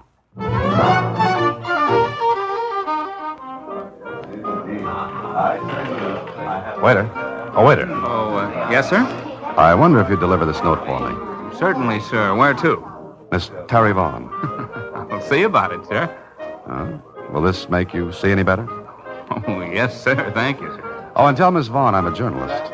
Newspaper man? Yes, I guess that's it. You see, I'd like an interview. Well, I'll see what I can do, sir. I'll do my very best. I waited. I didn't know what Miss Terry Vaughn could tell me or wouldn't tell, but it was a chance. She didn't know me, so she wouldn't be suspicious. It was 10 minutes later that the waiter came back to my table. Miss Vaughn will see you, Mr. Holliday. Oh? How did you know my name? It was on the card you sent with the note. Simple, isn't it, Dr. Watson? I beg your pardon? Oh, never mind. Now, where's Miss Vaughn? Oh, she'll be here in a moment. Oh. Okay, I'll wait. Yes, sir. Glad to have been of service. I waited, and I'll admit the wait was worthwhile. Miss Terry Vaughn glided across the floor to my table, smiled $5,000 worth of teeth, tossed $1 million in red hair over her shoulder, and put $10 million of the rest of her in the chair across from me.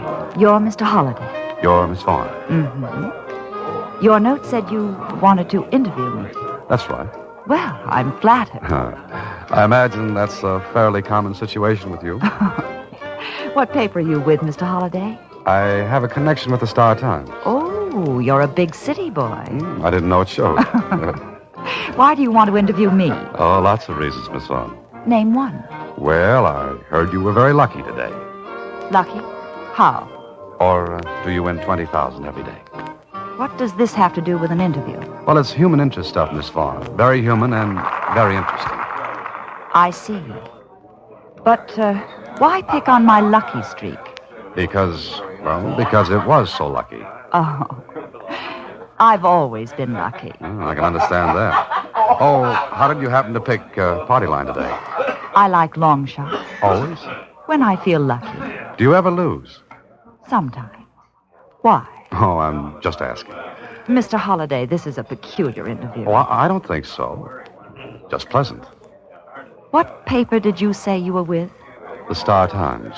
And what are you doing here? Vacation. When is it over? Couple of weeks. I see. Well, Mr. Holliday, as far as I'm concerned, it's over now. Have a nice time. Oh, wait, I'm sorry. Please stay here. Why? I feel that I owe you an apology. For what? For being so curious.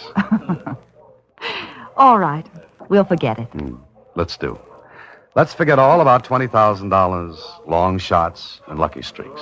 And what shall we substitute? Terry Vaughn. Do you mind? I don't mind if I do, Mr. Holliday. Well, it was a pleasant way to spend an evening. But when it was over, I was just as smart as at the beginning, which was zero. Maybe Terry Vaughn was lucky, but how lucky can you be? The next day, I met Bert Hendricks, and he had more trouble. Well, somebody did it again today, Dan. Not quite as big as Terry's play yesterday, but enough. Enough. One of the same 20 people you've tabbed? One of the 20. If it weren't for the fact that it's those same 20 people all the time, it could be just luck. Could be. You saw Terry last night? Yeah. Oh, yeah, I saw Terry. And? A very lovely girl. I wish I had her money. It's mine. That's funny. Oh, I'm sorry, Bert. I don't have to ask if you've watched those 20 people. Oh, sure we have. They don't talk to anyone connected with the track. As far as I know, they don't even know anyone there. There's got to be a gimmick. Yeah, that's what I keep telling myself in the head.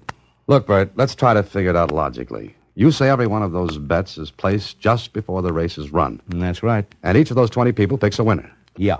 Not only with me, but with all the other agents who have the same setup I've got. Then how could they get advance information? They can't. They've got to, Bert. Dan, we've been all over that. Yeah, maybe there's an angle you've overlooked. Okay, name it and I'll buy it. Is there any particular race or races they always bet? What races do you lose the most heavily on? Wait a minute. That is an angle. You think of something? Maybe. Wait a second. I'm going to check. I think I'm right, but I'll make sure. Hello? Hello, Billy. This is Bert. Yeah? What race is being run now? Time for the 6th. Do you have any big bets? No. Were there any of the 20 on this one? No. Which ones did they hit? 3rd, 4th, 5th. That's all? Yeah, why? Nothing. See you later. Well? 3rd, 4th, and 5th. That's what I thought. Never the 1st, 2nd, or the 6th, 7th, or 8th. Always the 3rd, 4th, or 5th. That's right. But where's the gimmick? I don't know. But hand me the phone. Oh, here. Thanks. Now, what's the phone number of the club where Terry Vaughn works? No, I don't know. It's in the directory. But why? What's that got to do with this? Bert, I don't know yet. But I'm going to ask the lovely Terry Vaughn if she'll go out with me tomorrow afternoon. Afternoon? What are you getting at? Your money, I hope. Hand me the directory.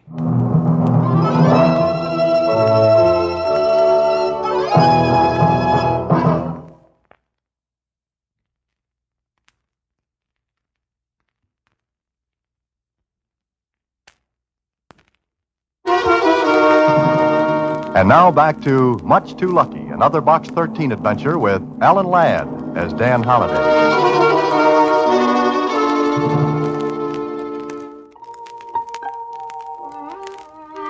Well, I had an idea. Not a big one, and not one that made sense yet. But I was going to play it. So the next afternoon, I met Miss Terry Vaughn for lunch. I arranged the time so we'd be together just about the same time the horses went to the post for the 3rd race. We sat in a little cafe. I was really surprised that you called me, Dan. Oh, why, Terry? Oh, I don't know. Maybe because you seem more interested in my luck than in me. The two go together. I suppose so. Do you ever play the races? No, I never have. But there's always a first time. That's what they all say. Why do you ask? Got something good, as they say in the vernacular? Oh, I never get tips. Ah, but you win. Occasionally. Mm-hmm. What's your secret? What makes you think it's a secret? That was just a figure of speech. Let's talk about something else. What time is it? Oh, 2:20. Why? Thinking of leaving me so soon? No, but I have something to do around 3. Oh, important? To me, yes. I see.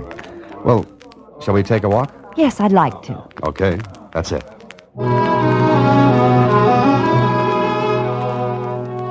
So we walked. Terry was very charming. I was beginning to wonder about my hunch. Maybe it was luck after all. Then, a few minutes after 3... Dan, will you excuse me for a few minutes? Oh, your important 3 o'clock date. That's it. I have to make a phone call. Want me to wait? Yes, if you want to. Oh, I do. I'll make it from this drugstore. All right. I'll wait right here. I won't be more than a few minutes. She went into the drugstore and straight to a phone booth. I slipped inside, went to a counter. The clerk came up to me. May I help you, sir? Oh, yes. Let me see a pair of those binoculars, will you? These? They're not very good, except for children, just toys. Oh, I like to play with toys. May I see a pair? Certainly. Here you are. Thanks. If you point them outside, you'll get a better idea of what they'll do. Oh, I'm getting a good idea right here. Excuse me, I'll be right back, sir. Uh-huh. I watched Miss Terry Vaughn in that phone booth. The binoculars weren't very good, but I saw the numbers she dialed and remembered them. She spoke for a few seconds, hung up, dropped another coin, and dialed another number. I got that one, too. Then the clerk came back. They work all right, sir? Oh, they're marvelous, just marvelous. How much are they? $2.95. Here you are. Shall I wrap them? Got any kids? Huh? I mean, why, yes. Well, here's a present for them. But you just bought them. Well, you see, I like your kids. You take these. But sir, I can't take these, or can I? I walked back outside and got to the pavement before Terry Vaughn finished her second phone call. I was standing there when she came out. Well, there we are. All set. Make a call, all right? Yes. Now, how'd you like to see the town? I'd love it. Come on, let's go.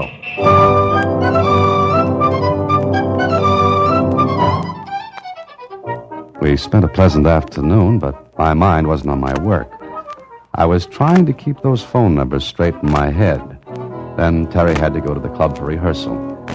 As soon as she left me, I headed for a phone booth and dialed the first number she'd called. Hello?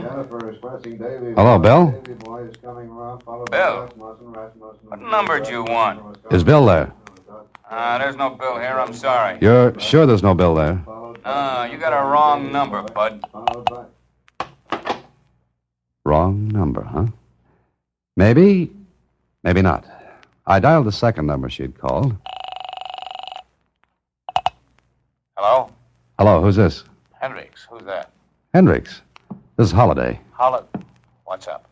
Listen, did Terry Vaughn place a bet this afternoon? Yeah, on the 4th. Did she win? She had 50 on the winner's nose. Look, she was with me when she made the bet. You heard her make it? No, she was in a phone booth. Was that the only bet she made? That was enough. How many winners did you have in that race? 6 of the other 20 people had the winner. How about the other races? 3rd, 4th, and 5th. All winners among the 20 people. Uh-huh. You got the gimmick? Maybe. But I've got to prove it.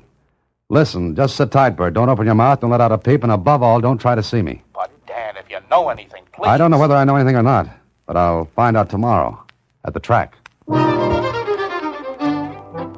Later that evening, I made a purchase, a very important one. Then I called Terry Vaughn and asked her to go to the track with me the next day. It took a little persuasion, but she finally said yes. So the next afternoon, with my purchase in the pocket of my topcoat, Miss Vaughn and I went to the track.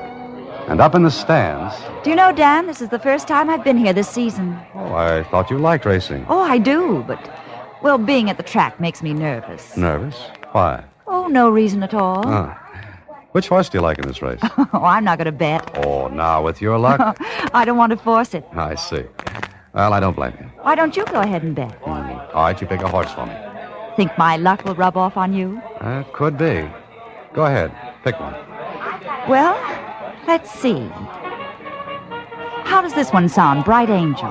Bright Angel it is, in the 3rd. It's almost post time. Uh-huh. Well, these are good seats. Yes, they are. I reached in my pocket and took out the important purchase I had made the previous evening and started to unwrap it. What's that, Dan? Oh, I just bought this, a portable radio. I wonder if I can hear the race on it. Don't turn that on. But why not? Put down that radio, Mr. Holliday. Put it down. Why don't you want me to turn it on? You're just a little too smart, Mr. Holliday. This is a gun in my purse. You're getting out of here. Go on. I carry radios. You carry guns. You're well equipped. Go on. Lead the way. Oh, okay.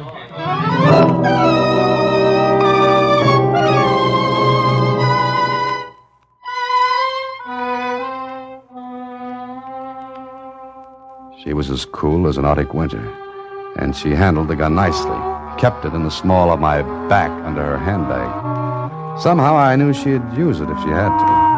We got to her car, and a half hour later she marched me into a room where a man sat wearing a pair of headphones. He looked up as we came in. Oh, hello, Terry. Who's this? A smart boy, Tim. I'm leaving him with you. Smart boy? Mm-hmm. He's wise. How he got that way, I don't know. But after the 5th race cleanup, we're leaving town. Well, it's about time. We couldn't run this racket forever.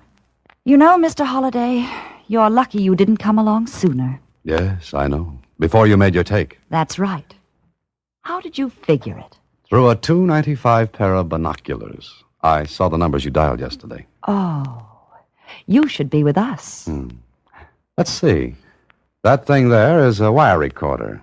You tap into the broadcast line that runs from the track to the radio station without the station's knowledge. You record the broadcast, then play it back into the broadcast line. 2 minutes after the regular airtime. You are smart. And those 2 minutes give you enough time to place bets on sure things. You already know the winners, but the bookmakers don't. Correct. But you only pull this on the middle 3 races of the card, so that latecomers and those who leave the track early won't catch wise by listening to their radios. Right again. The broadcast is delayed 2 minutes. The race is already over before the bookmakers even think it started. Sit down, Mr. Holliday. Watch him, Tim. Yeah, okay. I'm going to clean up a few odds and ends. Goodbye, Mr. Holliday. Oh, we'll see each other again. Oh, I doubt that very much. Goodbye. And be very happy that some of my luck did rub off on you. Smart dame, smart dame. Knows angles. Yes, I can see that. Yeah, we make a take here and then move on. Now, you just sit still, Bub. I got some work to do, but I can still watch you. I watched him, too. The wire recorder was spinning. He flipped a switch, and I knew what happened. The 3rd race at the track was over, but the broadcast of it was going over the air now. 2 minutes later. Then... Now we sit tight for a while. Say, that wire recorder, I've never seen one before. Great gadgets. Great. I make recordings of my own voice all the time. Oh? You mean all you do is talk into that little microphone and your voice is recorded right away? Mm-hmm. Hey, You want to say something? Hey, you're obliging. Oh, sure. Anything to pass the time. Gets dull in here. Go on, say something, and we'll play it back for you. Go on. Well, what'll I say? Oh, anything. First thing comes to your mind. Well, my name is Dan Holliday. I'm being held prisoner at 758 Condo Street at the point of a gun. Please help. Oh, great. Just great. Don't you wish someone on the outside could really hear that? Yeah, I guess I do. Now, you mean that thing will play it right back, huh? Sure. I just got to switch from the record to playback, that's all. He turned his back for a second and flipped a switch. I flipped a switch, too, and waited. Well, my name is Dan Holliday. I'm being held prisoner at 758 Condo Street at the point of a gun. Please help. See? That's all there is to it. Well. What do you know about that?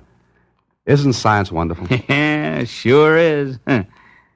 Too bad you had to come along and spoil this racket, mister. But I guess we made a big enough take, and keep your hands up, mister. I can shoot and answer the phone at the same time. Yeah? Tim, what happened? Happened? Nothing. Why? The guy is Listen, get out of there fast and take him with you. We'll take care of him later, but get out of there fast. Terry! Terry! Something wrong? I don't know. Get up and move out. Go on. I did. But I did something else first. We walked out of the place, a gun in my ribs. I hoped what I'd done would work. We walked up the street a piece, and then... That's cops. All right, duck in here. Go on, in this hallway. Now, just keep quiet and let them go past. Guess they won't find nobody there, will they? No, I guess not. Well, what now? Well, wait for a minute, and we go. All right. Now get in front of me and stay there. Go on. Drop that gun. What? Who? Better drop it. There are a lot of cops. Okay, don't shoot. Dan Halliday. You all right? Sure, Hendricks. Did you hear my broadcast? Yeah. Your voice cut in right in the middle of the regular broadcast. Huh? I don't get it. How'd they find us? How'd they trail us? Oh, look on your coattail, Tim. You didn't know it, but when we left that room, I hooked the end of the wire from the recorder on your coat. You see, Tim, you were wired for sound.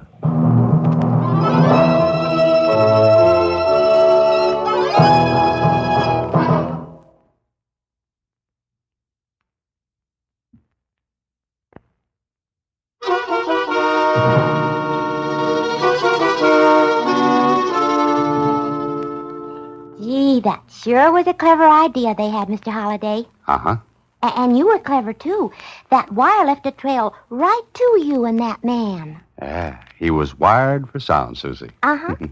Oh, and I'll bet you got a racy story out of it. What, Susie? No, don't you get it, Mr. Holliday? I made a joke. Racy story. Get it? Yeah, I got it. Good night, Susie. Next week, same time, through the courtesy of Paramount Pictures, Alan Ladd stars as Dan Holliday in Box 13. Box 13 is directed by Richard Sandville, with this week's original story by Robert M. Light and Mr. Sandville. Original music is composed and conducted by Rudy Schrager. Part of Susie is played by Sylvia Picker, and production is supervised by Vern Karstensen. Box 13 is a Mayfair production from Hollywood. Watch for Alan Ladd in his latest Paramount picture. Box 13, with the star of Paramount Pictures, Alan Ladd as Dan Holliday.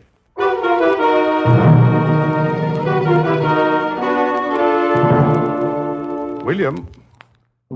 Yes, sir, Mr. Mallory? We're ready to leave at a moment's notice, aren't we? Yes, sir. Very well. Please put this in the mail for me. Very well, sir. Oh, you'd better take it ashore and post it there. I'm rather anxious to see who this Box 13 is. The letter I received was short and to the point. Enclosed with it was a plane ticket and another ticket. First class on the biggest luxury liner afloat.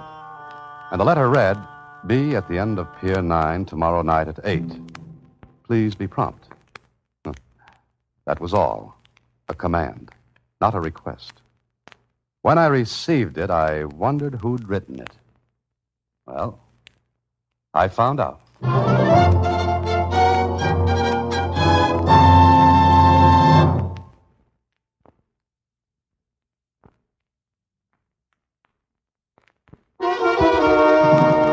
And now, back to Box 13 and Dan Holliday's newest adventure, One of These Four.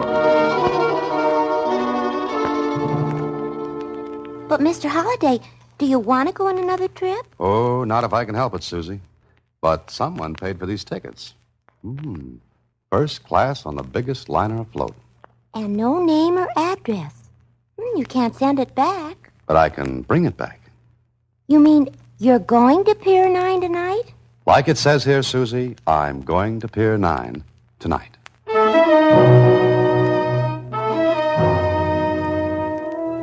I got to Pier 9 promptly at 8 o'clock. There was no liner there.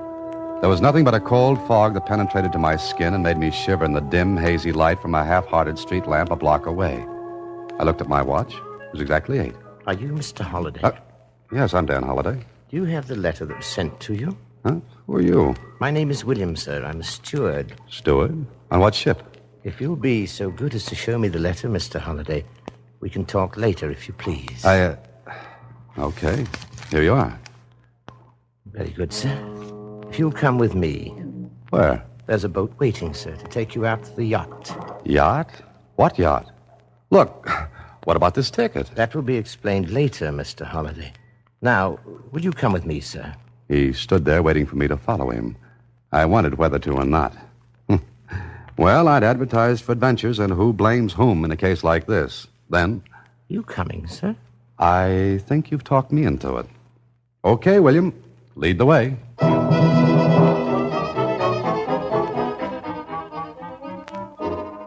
10 minutes later, I was aboard a yacht. But what a yacht. It was seagoing, and from what I could see in the bad light, ready to go anywhere and do anything. William led the way along the deck. We go down this companionway, Mr. Holliday. And it's nice to know we're going somewhere. Your cabin, Mr. Holliday. Mine? Yes, sir. I think you'll find everything in order. Pajamas, toothbrush, everything that you'll need for the night. Oh, now, wait a minute. If you're hungry, there are sandwiches and coffee. Good night, sir. Hey, now, just a minute. Hey, open up. Come on, open this door. William? William? And that, as they say, was that. I was locked in. I thought of breaking in the door, but one good look put that idea out of my head. The door was iron. There was one porthole in the cabin. I couldn't have crawled through it if I'd been dehydrated. Well, I sat down to figure this out. Then it was figured out for me. The yacht was moving. I ran to the porthole. The lights of the city had already been swallowed up by the darkness. Mr. Dan Holliday was going on a trip. But where? And why?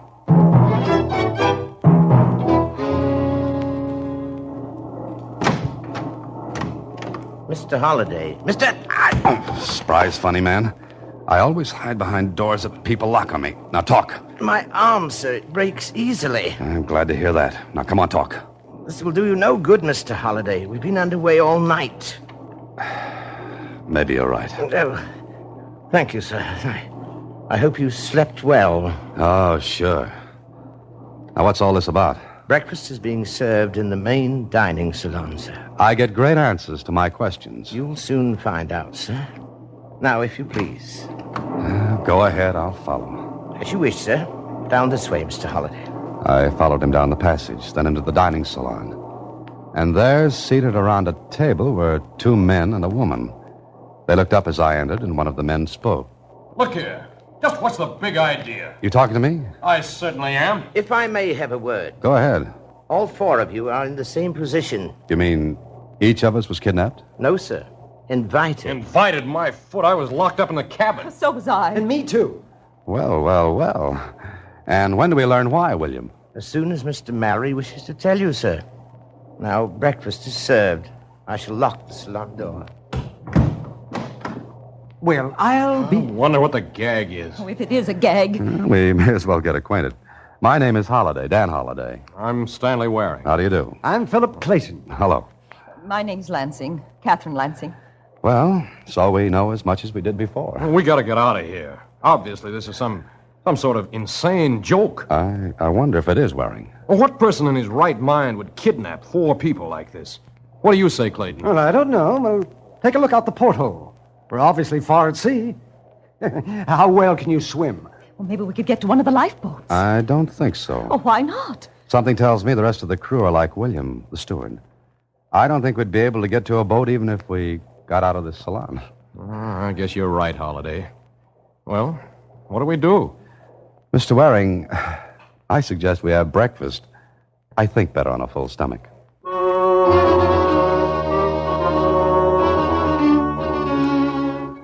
1 hour later, William came and unlocked the salon door and took us back to our cabins. I caught sight of some of the crew. They paid no attention to us, but went on with their work. Lunch was the same, locked in the salon, then back to the cabins. But at dinner time...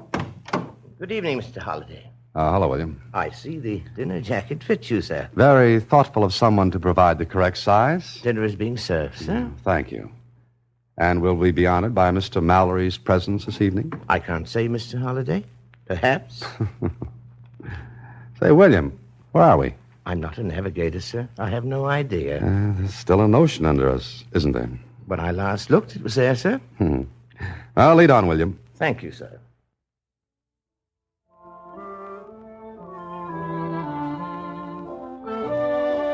Oh, good evening, Holliday. Hello, Waring. Miss Lansing. Good evening. Say, look, we've got to do something about this. We've got to. What do you suggest, Clayton? Well, I don't know, but we've got to think. What are they going to do with us? Why did they bring us here? Dinner is served. Why, I'll choke it out of you. Let him go, Clayton. Come on, let him go. Let him go. Choke something out of you. Let him out. What good will that do you, Mr. Clayton? Mr. Mallory, sir. That will be all, William. You may go. And turn that thing off, will you? Very good, sir. You're an impetuous man, Mr. Clayton. So you're Mallory. Sit down, please. We'll have dinner. Just a minute. Before we have anything else, we'll have an explanation, Mallory. You're Holliday, aren't you? That's right. Fiction writer, aren't you? What's that got to do with this routine? Please, sit down. Miss Lansing, on my right, please. Mr. Waring, that chair. Mr. Clayton on my left. Mr. Holliday, sit at the other end, facing me. Please, you want an explanation. I promise you'll get one. After dinner. Or would you rather wait another night and another day? I'll sit down. Thank you, Miss Lansing. All right. Yes, the explanation had better be good. Oh, it will be, Mr. Clayton. And, Mr. Holliday. Yes? I'll wager you've never written anything to match it. Well, we sat down. Mr. Mallory enjoyed his dinner. We didn't. I watched him. He was a big man. His huge head was covered with a shock of iron gray hair that matched the mustache under his sharp, thin nose. And he was charming and cultured. In spite of the fantastic situation, we found ourselves listening to him after dinner as we sat in the salon. The 18th dynasty was Egypt's greatest. Its pharaohs conquered and reconquered. Its art reached a beauty and subtlety never before or since reached. Ah, yes, great people. But maybe I'm boring you. Not at all, Mr. Mallory. You're very kind. And now, Mallory, the explanation. Of course, Mr. Waring. Well, Mallory... I'm choosing my words carefully, Mr. Clayton. They'd better be good. They will be. Miss Lansing, gentlemen, I investigated each of you before inviting you aboard my yacht. Mr. Waring? What? You advertised in the paper for a job, preferably in a foreign country, that you had no family. Is that correct? Yes, that's right. You answered my ad. Correct. Miss Lansing? Yes? You advertised for a companion position. You, too, have no family. No. And Mr. Clayton, you ran an ad offering your services in any capacity. You're sort of a soldier of fortune. If you want to call it that. I shall. Lastly, Mr. Holliday, Box 13. Adventure wanted. We'll go any place, do anything. Yes, that's my ad. Now, does any one of you see a striking similarity? Oh, please, you must have. You mean the prolonged absence of any one of us would go unnoticed? Exactly. All right, you're clever, Mr. Mallory. We'll admit that. You've got us in a spot where you could do anything. Now, would you mind telling us why? Mr. Holliday, you're a fiction writer. Have you ever written a story about a perfect crime? Crime? Don't be alarmed, Miss Lansing. Well, Holliday? No, I've never written one. But there have been perfect crimes, murders in which the killer has never been caught. Yes, I suppose so. Yet suppose someone knows the killer in such a murder. Then it would no longer be perfect. What are you driving at? Just this. One of the four of you is a murderer. What? A murderer? I use the word murderer in the sense that it can be either masculine or feminine. You know that? I do. One of you here is a killer. 12 years ago, a man was killed. A friend of mine. The killer was never caught. I worked on it. I now have proof who that person is. Why didn't you go to the police? 10 years ago, I would have. But now I'm in a position to enjoy myself, to watch the murderers squirm and wriggle. You're insane. What's to prevent us from jumping on me? My crew is well paid, loyal. They've been with me for years. Money is an effective silencer. You're a beast. Perhaps. Look, Mallory. The killer knows you've learned who he is. Or she. I'm not. Perhaps not, Miss Lansing, but you were saying, Holliday? The killer knows you know his or her identity. What's to prevent him from killing you? My attorneys in the city have an envelope. In that envelope is the name of the person and all details. If I do not return within a certain time, that envelope will be opened. What's the time limit? Wouldn't you like to know, Mr. Waring? Oh, just a minute. I have a question, Holliday.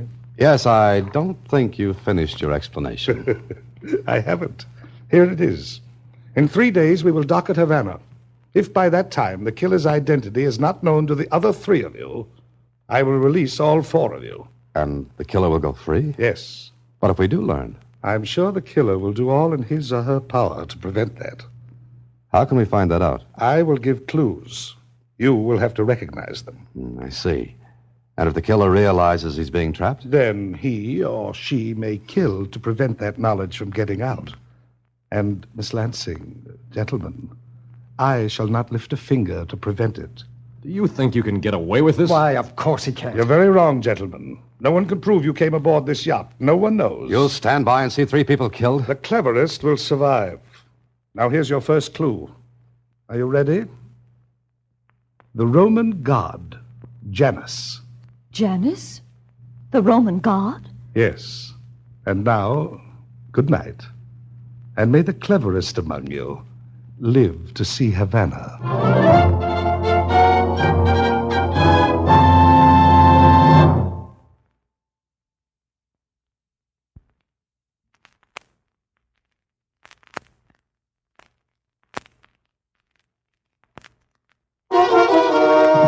And now, back to One of These Four, another Box 13 adventure starring Alan Ladd as Dan Holliday. So, there we were, the 4 of us. And one of us a murderer, or so Mallory said. Was he lying? If he wasn't, then he'd cooked up a fantastic situation. After dinner that same night, I went to my cabin and sat down trying to figure out what the Roman god Janus had to do with a killer when... Come in. May I come in, Mr. Holliday? Oh, please do, Mr. Mallory. It's your yacht. Mind if I sit down? It is also your chair. I like your sense of humor. I like yours. It's just like an open grave. Don't you think you could get a story out of this, Mr. Holliday? What else will I get out of it, Mallory? Do you believe my explanation? I don't know. Here, take this. What? Here, What? take it. Take it. It's loaded, too. Why the gun? To protect yourself. Against what? Or whom? Against the murderer. It is loaded, isn't it? Yes. Yes, and it's pointed right at you. So I see. But strangely enough, I'm not worried. What's to prevent me from forcing you to order the shot back to land? Your sense of adventure, your own willingness to see this through, your desire for a good story. Aren't you placing too high a value on your ability to judge people? I made no mistake in you, Holliday. That's why I gave you the gun. You mean you're actually going through with this incredible thing? Yes. One of the other 3 is the killer. Miss Lansing, Mr. Waring, or Mr. Clayton. Suppose none of us learns who the killer is. I intend to keep my yacht on the high seas until you do. But you said we'd be in Havana in 3 days. We don't have to be. You'd better be. Holliday, I have my own reasons for this incredible thing. I've come to you because I've watched you, listened to you. Of the four, you are the one who seems the most resourceful. You alone acted with calm and sense at dinner. Thank you, Mr. Mallory. Not at all, Mr. Holliday. Now I'll leave you alone. And, Mr. Holliday, the cabin doors are no longer locked. They cannot be locked because the keys are gone. Good night.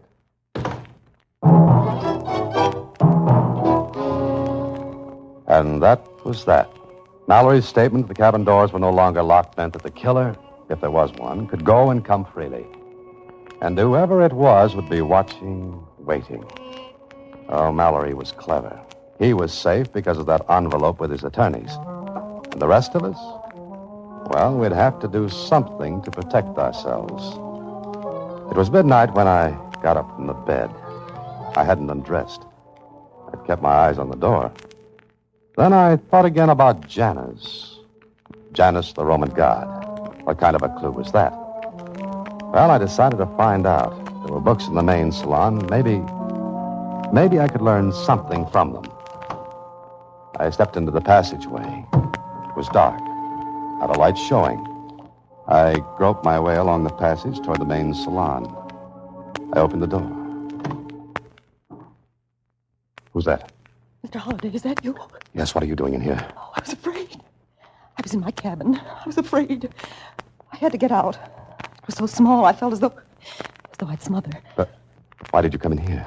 I don't know. Why didn't you turn on the lights? Well, I tried to. I couldn't find the switch. Did you see anyone else? No one. You'd better get back to your cabin. No, I can't. I won't go back there. Mr. Mallory said the door couldn't be locked. Oh. Mr. Holliday, I didn't kill anybody. I'm innocent. Please get me off this yacht. In the middle of an ocean? We can get a boat. We got to. You wouldn't have a chance in the world. Oh, but we'll all be killed. Come on. I'd better get you back to your cabin. Come on. Oh, no, I won't go. I won't go. Now, don't get hysterical. That won't help. Oh, please help. What makes you think I can? You mean you won't help? I didn't say that. Oh, you're the murderer. You're the one. Oh! Be quiet. That's good advice, Miss Lansing. Be quiet. Mallory. The lights will go on in a moment. Turn them on now. I can't. The main switch is off. I had it turned off because... Ah, there we are. I turn off the main switch, Mallory. Added protection and... What's the matter? Who's that screaming? Ah, Mr. Waring. Did Mr. Clayton come with you? Yes, I'm here. What happened? Well, it seems that Mr. Holliday and Miss Lansing... Holliday? What about it, Waring? What were you doing in here? Yes. What were you doing in here? Perhaps he couldn't sleep. Just a moment. I walked to the bookshelves, hunted for a moment while they all watched. It's still there, Mr. Holliday. What's still there? A book of mythology. Mythology? What are you talking about? Mr. Mallory gave the Roman god Janus as a clue. Now, Janus would appear in a book of mythology. Here it is. You're very clever, Mr. Holliday. Would you mind looking in the index for Janus, Janus? I can spell. Here you are. Page 86. Turn to it.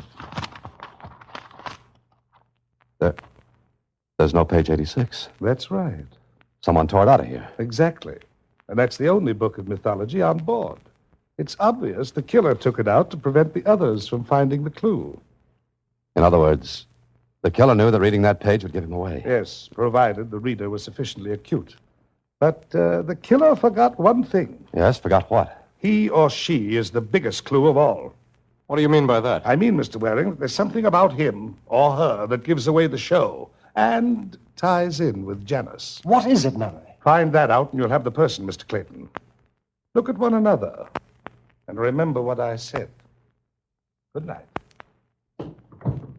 Which one of us took that page from the book? He did. Mallory did, deliberately.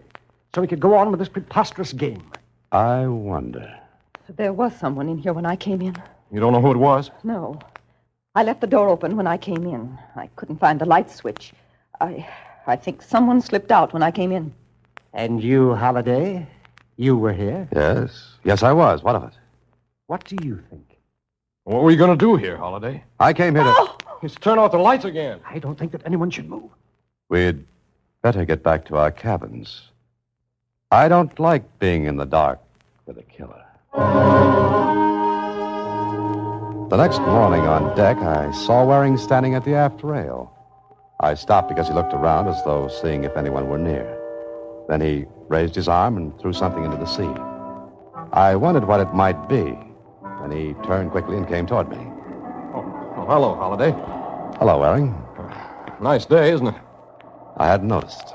Has anything happened? I don't know, has it? What's the matter with you?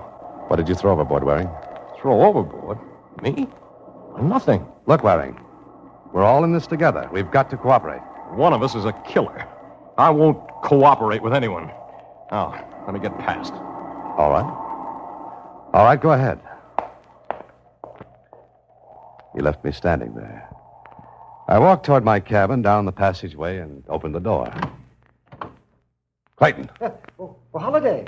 Well, I thought you were on deck. Well, I'm not. What are you doing in here? Well, I wanted to see you. You can't find me in that drawer. Well, it was open when I came in. It was not? All right, it wasn't. So what? That's my question. What were you looking for? The missing page from that book. Stop lying. Where did you get that gun? What are you going to do now? Please, don't. Get out of here. Go on, get out. I'm going to tell Mallory that you have a gun. Sat down. Things were moving fast. I thought about Catherine Lansing. She'd been in the salon. I thought about Waring, who had thrown something overboard. And what he'd thrown hadn't been paper, so it wasn't the page from the book. And I thought about Clayton searching my cabin. Which of the three was the killer? By now, I believed Mallory's story. Then I remembered something about Janice. And it tied in with what Mallory had said. Tied in with the killer and something I'd seen. I left my cabin and hurried down the passage. I was almost to the end when... Oh!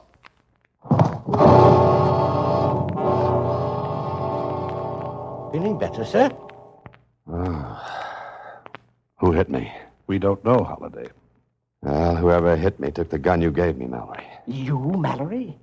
You gave him the gun? What was the idea? Well, where is it now? That's what I'd like to know. Obviously, Mr. Holiday, the killer has it. That's right.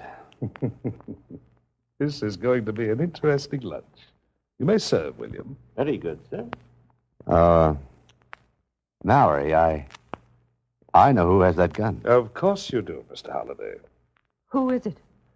Miss Lansing, when were you born? What month? Month? Go ahead, Holiday. Go on. Well, Miss Lansing? Well, July. Why? Is that right, Mallory? That's right. Clayton. What is this? Answer the same question. December. He's telling the truth, Holiday. And Waring. When were you born? September. Is that right, Holiday?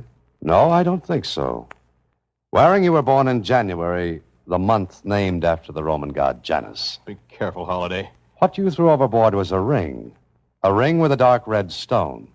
Your birthstone. A garnet. That's perfectly true, Holiday. Keep your hands on the table, all of you.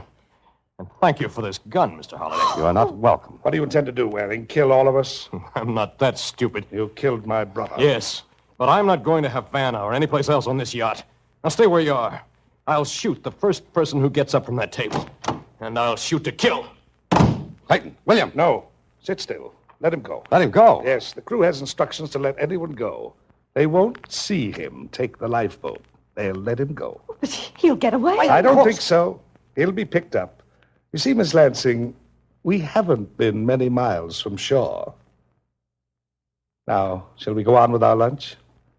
Miss Lansing, Mr. Clayton, you've been put to a lot of trouble. I hope these checks will make you feel happier. I think they will. Mr. Holiday, you got a story, I hope. Oh, yes, I did. You see, Mr. Holiday, I had to do it this way. I had no proof that Waring was the murderer. I spent 10 years getting evidence, but no proof. I had a hope that he would break, put him under tension. But that envelope with your attorneys. Mr. Holiday, there was no envelope.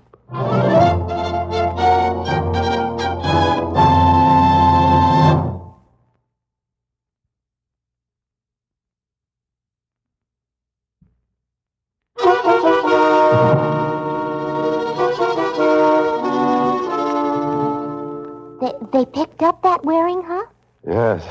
Mallory radioed the police. If he'd kept quiet, no one would have known. Yes, I know. But Mr. Mallory is a very clever man. So are you. Well, thank you, Susie. Oh, say, what about that ticket on the liner? Oh, I never thought about that. Hey, Susie, maybe I can still use it. Here it is. Uh-oh, Mr. Holliday. Huh? What's the matter? Look, the date. The boat sailed yesterday. Oh, fine. Good night, Susie.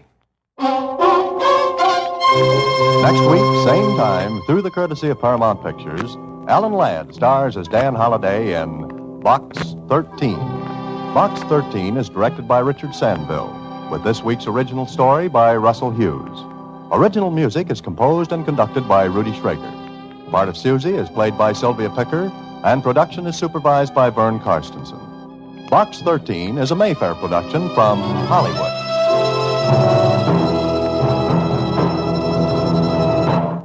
Watch for Alan Ladd in his latest Paramount picture.